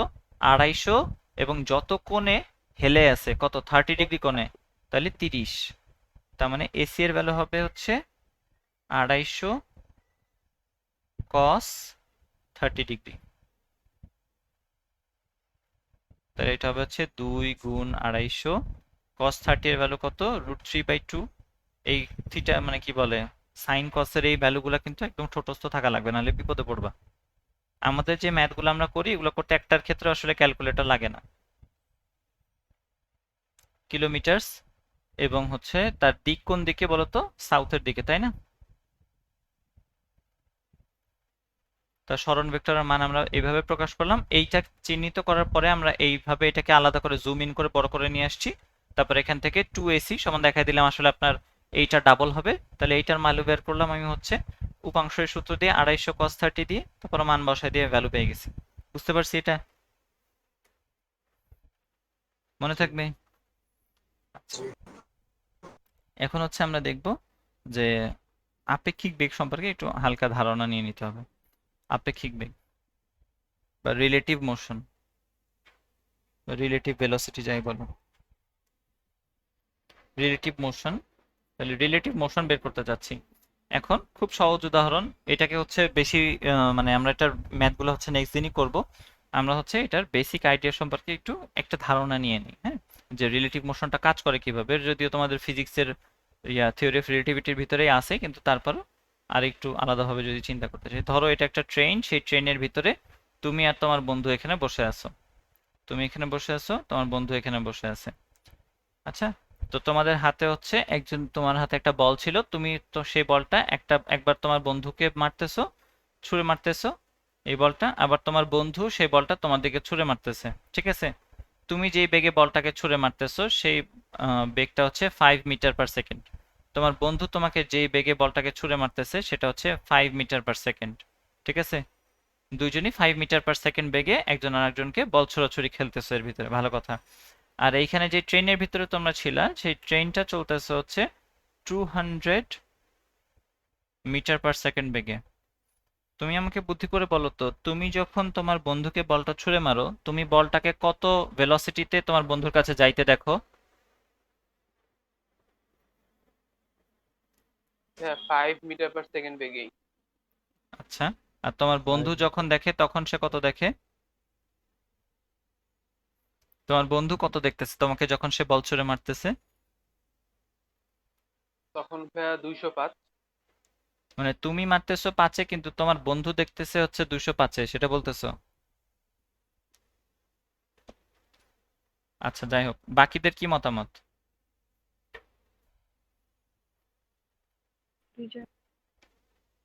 হুম? দুইটাই 5 হবে না? হুম, দুইটাই আসলে 5 হবে। তার কারণ হচ্ছে হ্যাঁ। দুইজন ব্যক্তির কাছে একই ঘটনা ভিন্ন মনে হবে যদি তাদের মধ্যে আপেক্ষিক বেগ থাকে। আপেক্ষিক বেগ থাকে মানে হচ্ছে একজন যদি আরেকজনের সাপেক্ষে গতিশীল হয়। এখন তোমার বন্ধু এবং তুমি দুইজনই হচ্ছে একই ট্রেনের একই কেবিনে বসেছিলা, তো সেই কারণে তোমাদের নিজেদের মধ্যে আসলে কোনো আপেক্ষিক বেগ ছিল না। তুমি তোমার বন্ধু দুইজনই হচ্ছে 200 মিটার/সেকেন্ড বেগে ওই ট্রেনের ভিতরেই চলতেছিলা। সে কারণে তুমি যখন বল ছুঁড়ে মারো, তুমি দেখতে পাও যে 5 মিটার/সেকেন্ড বেগে ছুঁড়ে মারছো। তোমার বন্ধু যখন ছুঁড়ে মারে, সেও আসলে 5 মিটার/সেকেন্ড বেগেই ছুঁড়ে মারতে দেখে। কিন্তু ঘটনা হইতে এখানেই শেষ হয়ে গেলে তো ভালোই হইতো, কিন্তু ঘটনা তো এখানে শেষ না। ঘটনাটা হচ্ছে যে এইখানে একটা প্ল্যাটফর্ম ছিল, সেই প্ল্যাটফর্মের উপরে একটা গাছও ছিল সুন্দর, এখানে একটা গাছও ছিল, সে গাছের নিচে হচ্ছে আমি দাঁড়ায় ছিলাম। তুমি দেখছো যে ভাইয়া তো এখান দিয়ে, ও আচ্ছা প্ল্যাটফর্মে ভাইয়া দাঁড়ায় আছে, ভাইয়া দেখেন তো বলটা ক্যাচ করতে পারেন নাকি। এইটা বললে তুমি কি করলা, বলটাকে এভাবে ছুঁড়ে মারলা 5 মিটার/সেকেন্ড বেগে। আবার বলি, তুমি বলটাকে ছুঁড়ে মারছো 5 মিটার/সেকেন্ড বেগে, কিছুক্ষণ পরে দেখতেছো আমি মাটিতে শুয়ে কাতরাইতেছি, হ্যাঁ। তো তখন বলতেছো তুমি, ভাইয়া আপনি এত ঢং করেন না, আপনারা তো 5 মিটার/সেকেন্ড বেগে বলটাকে ছুঁড়ে মারছি, আপনি তো ঢং করতেছেন, হ্যাঁ, আপনাকে তো এত জোরে ব্যথা লাগে নাই। হুম। তার মানে ঘটনাটা আসলে কি ঘটছে, তোমার কাছে আসলে মনে হইতেছে 5 মিটার/সেকেন্ড বেগে, কিন্তু আমি তো এখানে ভাই স্থির বসে আছি, কিন্তু তোমার ট্রেন তো 200-তে চলতেছিল। তার মানে তোমার যে 5 মিটার/সেকেন্ড সেটার সাথে 200 মিটার/সেকেন্ড অ্যাড আপ হয়ে তারপরে বলটা আমার কাছে আসছে, ঠিক আছে? তার মানে আমি আসলে মোটেও নাটক করতেছিলাম না, 200 মিটার/সেকেন্ড বেগে যদি একটা বল লাগে ওটা বুলেটের থেকে কম শক্তিশালী না, ঠিক আছে? আচ্ছা, তাহলে ঘটনাটা বুঝলাম। এখন কেন এদের মধ্যে ঘটনা দুইটা ডিফারেন্ট হলো, তার কারণ এদের মধ্যে আপেক্ষিক ভেলোসিটি আছে। আমি এই গাছের সাপেক্ষে স্থির, কিন্তু তুমি যদি নিজেকে এই গাছের সাথে তুলনা করো তাহলে দেখবা যে তুমি আসলে 200 মিটার/সেকেন্ড বেগে সামনে চলে যাচ্ছ। তার মানে কি, তার মানে তোমার এবং আমার মধ্যে একটা রিলেটিভ ভেলোসিটি আছে, এটাই হচ্ছে রিলেটিভ ভেলোসিটি। আচ্ছা, আপেক্ষিকতার কাহিনী কিন্তু এখানে আনিনি, আমি নর্মাল একদম স্বাভাবিক দুনিয়ার রিলেটিভ ভেলোসিটির কথা বলছি। আচ্ছা, এখন দেখি, ধরো এবার তুমি এবং তোমার বন্ধু, তুমি এইদিকে যাইতেছো আর তোমার বন্ধু হচ্ছে এইদিকে যাইতেছে, এমন একটা ব্যাপার। তুমি এইদিকে যাচ্ছ হচ্ছে 20 মিটার/সেকেন্ড বেগে, তোমার বন্ধু এইদিকে যাচ্ছে না, এটা এটা পরে দেখাই। তোমার বন্ধু তোমার পাশেই আছে, 10 মিটার পার সেকেন্ড বেগে যাচ্ছে। এটা হচ্ছে তুমি এ, আর তোমার বন্ধু হচ্ছে বি। এ বি দিয়ে তো লেখা মানে বলাটা কঠিন। এটার নাম দিলাম হচ্ছে, এটার নাম দিলাম সি, এটার নাম দিলাম ডি। হ্যাঁ, সি যখন ডি কে দেখবে, সে তার ভেলোসিটি কত পরিমাপ করবে? সি যখন ডি এর ভেলোসিটি পরিমাপ করবে, সে কত দেখবে, বা সে ঘটনাটা আসলে দেখবে কিভাবে? কি মনে হবে ওর কাছে? হুম? ওর কাছে মনে হবে যে 10 মিটার পার সেকেন্ড বেগে পিছনে চলে যাচ্ছে। হ্যাঁ, ঠিক আছে। ওর সাথে কি সবাই এগ্রি করতেছো? সি যখন দেখবে, জি ভাইয়া। জি তখন স্যার। ওর কাছে মনে হবে যে ওর ভেলোসিটি যেহেতু 10 কম, সেটাকে সে -10 হিসেবে মনে করবে। -10 মানে হচ্ছে সে তখন মনে হবে তার কাছে যে সেই ডি বন্ধুটা মনে হয় আমার পিছনের দিকে চলে যাচ্ছে। তার কারণ, যখন কেউ নিজের সাপেক্ষে কোনো কিছু চিন্তা করে, তার নিজেকে সবসময় স্থির মনে হয়। আমাদের কাছে দুনিয়ার সবকিছু আমি ভালো, দুনিয়ার সবাই খারাপ, এরকম একটা ব্যাপার। তার নিজেকে সবসময় স্থির মনে হয়, এবং বাকি তার আশেপাশে যারা আছে সবাইকে তার মনে হবে সে গতিশীল। সে কারণে সে যখন নিজেকে স্থির মনে করতেছে, তখন সেটাই হিসেবে দেখা গেল যে ডি হচ্ছে নেগেটিভ চলে আসে। আচ্ছা, ঠিক একইভাবে আসলে ঘটনাটা আমরা চিন্তা করি কিভাবে আর কি দেখি। তাহলে তুমি এদিকে যাচ্ছিলে এবার ধরো 5 মিটার পার সেকেন্ড বেগে, আর তোমার বন্ধু এইদিকে যাচ্ছে হচ্ছে 10 মিটার পার সেকেন্ড বেগে। তখন তোমার কাছে মনে হবে যে তোমার বন্ধু, তুমি তো স্থির ছিল, তোমার তো নিজের কাছে স্থির মনে হবে, তোমার মনে হবে তোমার বন্ধু 5 মিটার পার সেকেন্ড বেশি বেগ নিয়ে, তোমার থেকে বেশি বেগ নিয়ে সামনের দিকে এগিয়ে যাচ্ছে। এখন একটা মানুষ যখন নিজেকে স্থির মনে করে, তাহলে সেটার জন্য নিশ্চয়ই তার যে ভেলোসিটি আছে তার বিপরীত দিকে সে একটা কাল্পনিক ভেলোসিটি দেয়। হুম, একটা কাল্পনিক ভেলোসিটির কথা সে চিন্তা করে। তাহলে এই দিক বরাবর একটা কাল্পনিক ভেলোসিটি, এটাকে আমি বলতে পারি কি -5 মিটার পার সেকেন্ড বলা যায় না? তাহলে এই -5 মিটার পার সেকেন্ড এবং 5 মিটার পার সেকেন্ড, এই দুইজন মিলে একটা লব্ধি তৈরি হয়। সেই লব্ধিটা হচ্ছে কত? 0। তার মানে হচ্ছে তুমি এখন স্থির হয়ে গেলা। তুমি একটা কাল্পনিক ভেলোসিটি এখানে তৈরি করলা, এবং কাল্পনিক ভেলোসিটি দিয়ে চিন্তা করলে দেখা গেল যে তুমি নিজে স্থির হয়ে গেছো। তুমি যখন স্থির হয়ে যাও, তখন তোমার কাছে তোমার বন্ধুর যে ভেলোসিটি সেটা পরিমাপ করতে দেখলে দেখা যায় যে, ধরে নিলাম এটাকে আমি বলতেছি ভি সি, এবং এইটা তোমার বন্ধু হচ্ছে ভি ডি। ঠিক আছে? রিলেটিভ ভেলোসিটি যদি তোমার সাপেক্ষে হয়,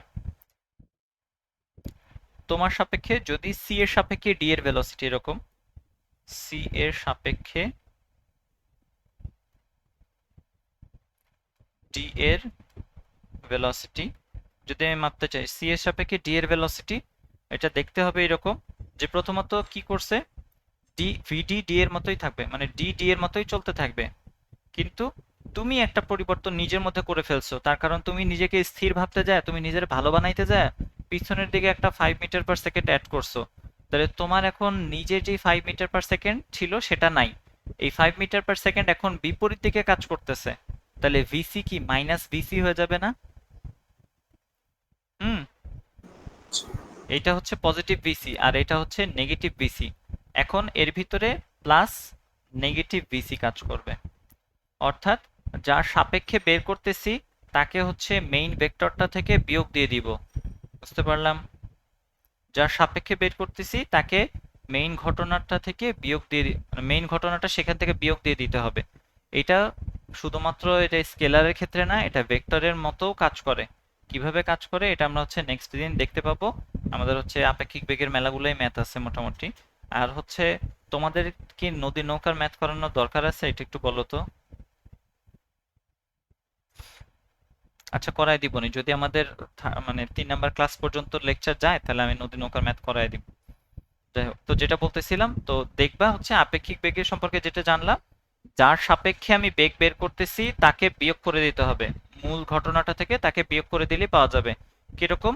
আবারও বলি, তোমার ভেলোসিটি কত ছিল? 5 ছিল, তোমার বন্ধুর ভেলোসিটি 10। তুমি যখন ভেলোসিটি নির্ণয় করো, তুমি আসলে কি করো? 5 এখানে বিয়োগ করে দাও না? হুম, 5 বিয়োগ করে দিলে কি পাওয়া যায়? 5ই পাওয়া যায়। তখন তোমার মনে হয় তোমার বন্ধু 5 মিটার পার সেকেন্ড বেগে চলতেছিল। এইখানে ঘটনাটা চিন্তা করো, তুমি সি এর সাপেক্ষে ডি এর ভেলোসিটি মাপতেছো, তুমি হচ্ছে সি। তাহলে কি করো? তোমাকে কি করতে হবে? ভিডি মাইনাস ভিসি করতে হবে। তাহলে ভিডি কত আছে? 10, এবং এখান থেকে বাদ যাবে কত? 20। তাহলে ভিডি -20 বা 10 - 20 আর কি, দ্যাট ইজ -20, সরি -10। তো -10 কথাটার মানে কি? -10 মানে হচ্ছে তোমার জন্য তো এই দিকটা পজিটিভ ছিল, ডান দিকটা পজিটিভ ছিল। -10 মানে হচ্ছে এখন পিছনের দিকে তার উল্টো দিকে হচ্ছে 10 মিটার পার সেকেন্ড বেগ নিয়ে সে চলতেছে, অর্থাৎ তোমার বন্ধুর ভেলোসিটি তোমার কাছে মনে হবে সে পিছনের দিকে 10 মিটার পার সেকেন্ড সরে যাচ্ছিল। তোমরা কিন্তু এই অ্যান্সারটাই দিছিলা যে পিছনের দিকে 10 মিটার পার সেকেন্ড বেগে সরে যাচ্ছে। তাহলে কিভাবে সরে যাচ্ছে এটা কিভাবে বের করছি আসলে এখন মনে থাকবে? তোমার বন্ধুর ভেলোসিটি থেকে তোমার ভেলোসিটিটা বাদ দিয়ে দিবা। জি তোমার ভেলোসিটি এখন এটা হচ্ছে ঘটনাটা কি যে এখন তো দুইজন একই দিকে আছে বলে মনে হইতে পারে, যদি এরকম না থাকতো অন্যভাবে হইতে পারতো। দেখো, ধরো তুমি এদিকে যাচ্ছ 20 আর তোমার বন্ধু এদিকে যাচ্ছে হচ্ছে 10। হ্যাঁ, এখন তুমি আবার ওই একই ঘটনায় তুমি হচ্ছে সি ও হচ্ছে ডি, আমরা বের করতে চাচ্ছি ভিসিডি। তোমার সাপেক্ষে তোমার বন্ধুর ভেলোসিটি কি করতে হইতো জানো? তোমার বন্ধুর ভেলোসিটি থেকে তোমারটা বাদ দিয়ে দিতে হইতো। এখন মনে রাখতে হবে এই ঘটনায় পজিটিভ নেগেটিভ কোন দিকে কে কাজ করতেছে। তুমি যখন হিসাব করো তোমার জন্য তো তুমি পজিটিভ, তাই না? 20 তোমার জন্য পজিটিভ, তার মানে এই পুরো ঘটনার জন্য পজিটিভ হচ্ছে ডান দিকে আর নেগেটিভ হচ্ছে বাম দিকে। এটা একটু আলাদা করে বক্স করে দেখাই। এই ঘটনাটার জন্য পজিটিভ হচ্ছে ডান দিকে আর নেগেটিভ হচ্ছে বাম দিকে। তাহলে তুমি যখন তোমার বন্ধুর ভেলোসিটিটা লিখতে যাবা তোমাকে কিন্তু লিখতে হবে -10। এটা হচ্ছে তোমার বন্ধুর ভেলোসিটি। এখন তোমার ভেলোসিটিটা সেখান থেকে বাদ যাবে, তার মানে হচ্ছে -20। তখন তোমার কাছে মনে হবে সেটা -30। তুমি এবার নিজে চিন্তা করে দেখো, তুমি যাচ্ছ 20-তে এবং তোমার বন্ধু পিছনের দিকে 10, তা তোমার কাছে আসলে কি মনে হবে? তোমার বন্ধু 30-এর বেগে পিছনের দিকে সরে যাচ্ছে, তাই না?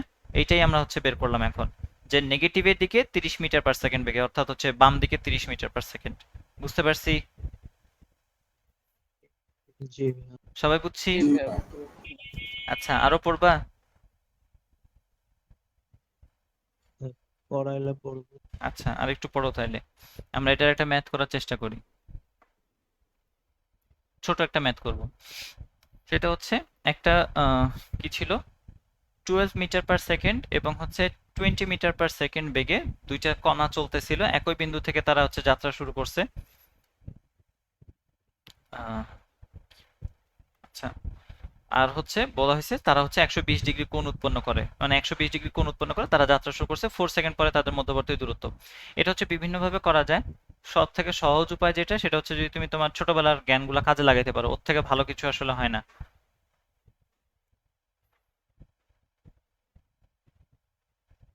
তাহলে এটা এমনিতে বোঝা যায় যে একটা হচ্ছে 12-তে গেছে আর একটা 20-এ গেছে এবং 4 সেকেন্ড পরে তো একটা হচ্ছে 4 × 48, এটা যদি মিটারে হিসাব করে এটা হচ্ছে 4 × 48 মিটার, আর এটা হচ্ছে 4 × 20 = 80 মিটার। হ্যাঁ, এরকম দুইটা বিন্দু দুই দিক থেকে গেছে, এটা ধরলাম হচ্ছে এই পর্যন্ত গিয়ে থেমে গেছে এতে, এটা ধরো এখানে যে থেমে গেছে বিতে। এখন তোমাদের কিন্তু বইয়ে ছোটবেলার বইয়ে এরকম সূত্র ছিল, ওই যে অ্যাপোলোনিয়াসের না টলেমি তাদের আগে হচ্ছে একটা উপপাদ্য ছিল কয়েকটা, হচ্ছে কি বলতো বলে আগে, পিথাগোরাসের কি জানি একটা বর্ধিত কিছু একটা, স্থূলকোণের জন্য একটা হইতো, সূক্ষ্মকোণের জন্য একটা। স্থূলকোণের জন্য এখানে মনে হয় প্লাস কিছু একটা করতো, আমরা এখানে মনে আছে একটা সূত্র ছিল এইরকম একটা, এই লম্ব অভিক্ষেপ এঁকে তারপরে বের করতো। জি ভাইয়া, এখানে একটা জি ভাইয়া। হ্যাঁ, 19 কিন্তু এরকম একটা সূত্র ছিল। ওই সূত্র দিয়ে যদি করতে চাও করতে পারো, কেউ তোমাকে আটকাবে না, একটা মার্কসও কাটার কোনো জায়গা নাই, ঠিক আছে? মানে ওই সূত্রটা আমার মনে নাই আসলে। হ্যাঁ, তো ওই সূত্র যেহেতু আমার মনে নাই, তোমার যদি মনে থাকে তুমি করে ফেলবা, কোনো সমস্যা নাই। আমি হচ্ছে সবসময় এই জিনিসটা ট্রাই করি যে যে জিনিসটা তুমি 9-10 এর জ্ঞান দিয়েই পারতেছো সেই জিনিসটা তো তোমার দরকার নাই আসলে ওই কি বলে এত কমপ্লেক্স করার। যেমন আমরা ম্যাট্রিক্স আগের সময় যখন করছিলাম ওইখানে তোমাদের ত্রিভুজের ক্ষেত্রফল দেখাইনি, ত্রিভুজের ক্ষেত্রফল সামনে আসবে যখন তখন দেখবো যে ওগুলো আমরা 9-10 এর জ্ঞান দিয়ে করতেছি, আমাদের নতুন ম্যাট্রিক্স ডিটারমিনেন্ট এগুলো না জানলেও চলে। যাই হোক, তো দুইটা কণা, এটা একটা কেস, এভাবে করতে পারো চাইলে। আমরা এবার একটু ডিফারেন্টলি চিন্তা করি। ডিফারেন্টলি চিন্তা করব কিভাবে, এই দিকে চলতেছে 12 আর এই দিকে চলতেছে 20। ভালো কথা, এটা হচ্ছে 12 মিটার পার সেকেন্ড, এটা হচ্ছে 20 মিটার পার সেকেন্ড।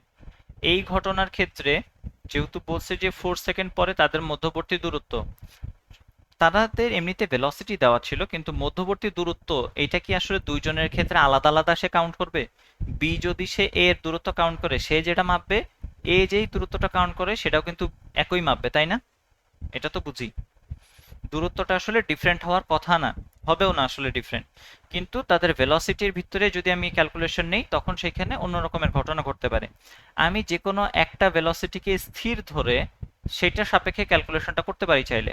কিরকম, এইখানে দেখো এটা আসলে মানে একদম নর্মাল বেসিক দিয়ে করা যায়। আমার কিন্তু দূরত্ব দরকার আসলে এইটা, তাই না?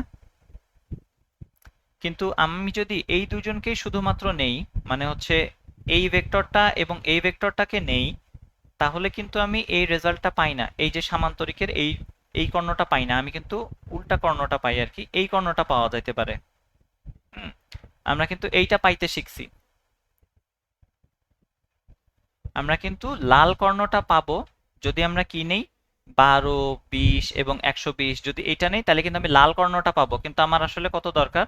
আমার কিন্তু আসলে সবুজ কর্ণটা দরকার। এটা কি বুঝতেছি? এই ঘটনাটার ভিতরে আমার হচ্ছে সবুজ কর্ণটা দরকার। সবুজ কর্ণটা বের করার জন্য একটা কাজ করা যেতে পারে। সবুজ কর্ণটা কি হবে? এই দুইজনের মধ্যবর্তী যদি আমি এদের দুইজনকে সন্নিহিত বাহু হিসেবে ধরি, তাইলে এইটা হবে না তখন লব্ধিটা, তখন সবুজ লাইনটা লব্ধি পাবো আমি। এটা কি বুঝতে পারলাম? জি ভাইয়া। জি এটা একটু জি সবাই স্যার। বুঝছো নাকি দেখো। আমি এটাকে নামায় নিয়ে আসলাম, এখন আমি কিন্তু সবুজ লাইনটা পাইতেছি এরকম উপরেরটা থেকে। তাহলে আমার 12 তো এটা দেওয়াই ছিল, 12 এদিকে দেওয়া ছিল, 12 দিক নাই চেঞ্জ করে দিব, সমস্যা নাই। আর এইদিকে এখন আমার এই দিক বরাবর ওই যে একই কথা বলছিলাম যে এটা যদি 20 হয় তাহলে এইটাও কত হবে? 20ই হবে, তার কারণ এটা কি সমান্তরাল এবং একই মান বিশিষ্ট। কিন্তু এখানে মধ্যবর্তী কোণটা খালি চেঞ্জ হয়ে গেছে। কত হয়েছে মধ্যবর্তী কোণ? এখন 60 হয়ে যাবে। এটা যদি হয় 120, তাহলে এটা হবে কত? 60, জানা কথা। 120 ডিগ্রি টোটাল হয়। আচ্ছা, সরি 180 ডিগ্রি হবে টোটালে। আচ্ছা, তাহলে এইটাই হচ্ছে এখন আমার মেইন ঘটনা, এবং হচ্ছে আমি এখন এই দৈর্ঘ্যটা বের করতে যাচ্ছি। তাহলে এই বরাবর আমি একটা ভেলোসিটি বের করি। আমার হচ্ছে এই বরাবর কত দরকার? দৈর্ঘ্যটা দরকার। তাহলে এই বরাবর বেগ এবং এই বরাবর সময় দিয়ে আমি গুণ করলেই পেয়ে যাব s ইকুয়ালস vt। এই বরাবর আমার s দরকার, তাহলে এই বরাবর আমি v ক্যালকুলেট করব, এবং t তো আমার দেওয়াই আছে 4 সেকেন্ড। তাহলে এই বরাবর v টা কত হয়? এই বরাবর v এর জন্য রেজাল্টেন্ট ভেলোসিটি আমি পাবো হচ্ছে 12 square plus 20 square plus 2 into 20 into 12 into হচ্ছে cos 60 ডিগ্রি, cos 60 ডিগ্রিজ। হয়েছে? পারছি? এটা বুঝছি। এভাবে চাইলে আমি ভিটা ক্যালকুলেট করতে পারি, আর আমার যে সরণ যেটা চাইছি সেটা হচ্ছে ভি দিয়ে টি রে গুণ করে দেবো, হয়ে যাবে। হ্যাঁ, এটা আর একটা প্রসেস, বুঝতে পারলাম। এটা হচ্ছে জ্যামিতিতে বের করে তারপরে আমি কিন্তু আপেক্ষিক বেগের কনসেপ্টে যাই নাই এখনো। আমি একটা করলাম 9-10 মেথড দিয়ে, এখন একটা করলাম হচ্ছে আমার সামান্তরিক সূত্রটা দিয়ে। সামান্তরিক সূত্রটাকে আমি একটু ডিফারেন্টলি ইউজ করছি। আমি দেখছি যে আমি যদি এই দুইজনকে নেই, তাইলে হচ্ছে আমি এই লাল কর্ণটা পাচ্ছি, কিন্তু আমার তো দরকার আসলে সবুজ কর্ণটা। তাহলে সবুজ কর্ণটার জন্য আমার কোন দুইটা নিতে হবে? কোন দুইটা সন্নিহিত বাহু আমার নিতে হবে? হচ্ছে এই দুইজনকে। এই দুইজনের জন্য একজন আমার 12 দেওয়াই ছিল, আর একজনকে আমি যদি এখানে শিফট করে নিয়ে আসি ভেক্টরের শিফটিং এর কাহিনী অনুযায়ী, তাহলে এটাকে আমি 20 হিসেবে লিখতে পারি। এটা হচ্ছে 20 হয়ে যায়। তাহলে 12 এবং 20 এদের মধ্যবর্তী কোণ তখন 60 ডিগ্রি। আমি তখন এই কর্ণটা পেয়ে গেলাম, এবং এই কর্ণ বরাবর ভেলোসিটিটা পাইলাম আর কি, নেট ভেলোসিটি। এখান থেকে ক্যালকুলেট করে s ইকুয়ালস vt তে বসাই দিলেই শেষ। আচ্ছা, এটা আর ভাবে করতে পারবো আমরা। সেটা কি রকম? এই দিক বরাবর 12, এই দিক বরাবর ছিল 20। এখন প্রশ্ন অনুযায়ী বলা হয়েছে কি, প্রশ্ন অনুযায়ী বলছে মানে প্রশ্ন অনুযায়ী আর কি, যেহেতু একজন আরেকজনের সাপেক্ষে আরেকজনের দূরত্বটার কোনো চেঞ্জ হয় না, সেই ঠিক একই কারণে এই যে এদের মধ্যে একজন আরেকজনের রিলেটিভ ভেলোসিটিও আসলে সেম হবে। ওর সাপেক্ষে ওর রিলেটিভ ভেলোসিটি যা হবে, ওর সাপেক্ষে ওর রিলেটিভ ভেলোসিটি তাই হবে। তো আমি এক্স অক্ষ বরাবর যাকে নিছি তার সাপেক্ষে আমার রিলেটিভ ভেলোসিটি ক্যালকুলেট করা ইজি। ধরে নিলাম এটা হচ্ছে v12, এটার নাম দিলাম v12, এটার নাম দিলাম হচ্ছে v20। মধ্যবর্তী কোণ কত? 120 ডিগ্রি। আচ্ছা, যে কোনো একটা সাপেক্ষে রিলেটিভ ভেলোসিটি যদি বের করতে চাই, ধরলাম আমি 12 এর সাপেক্ষে বের করব। 12 এর সাপেক্ষে 20 এর, হ্যাঁ 12 মাইনাস 20 না, কিন্তু 12 এর সাপেক্ষে 20 এর রিলেটিভ ভেলোসিটি লিখে দিই। 12 এর সাপেক্ষে 20। নিয়মটা কি ছিল? যার সাপেক্ষে বের করতেছি তাকে বিয়োগ করে দিতাম, মনে আছে? তাহলে কি লিখবো এখানে বলো তো? বলো বলো বলো বলো।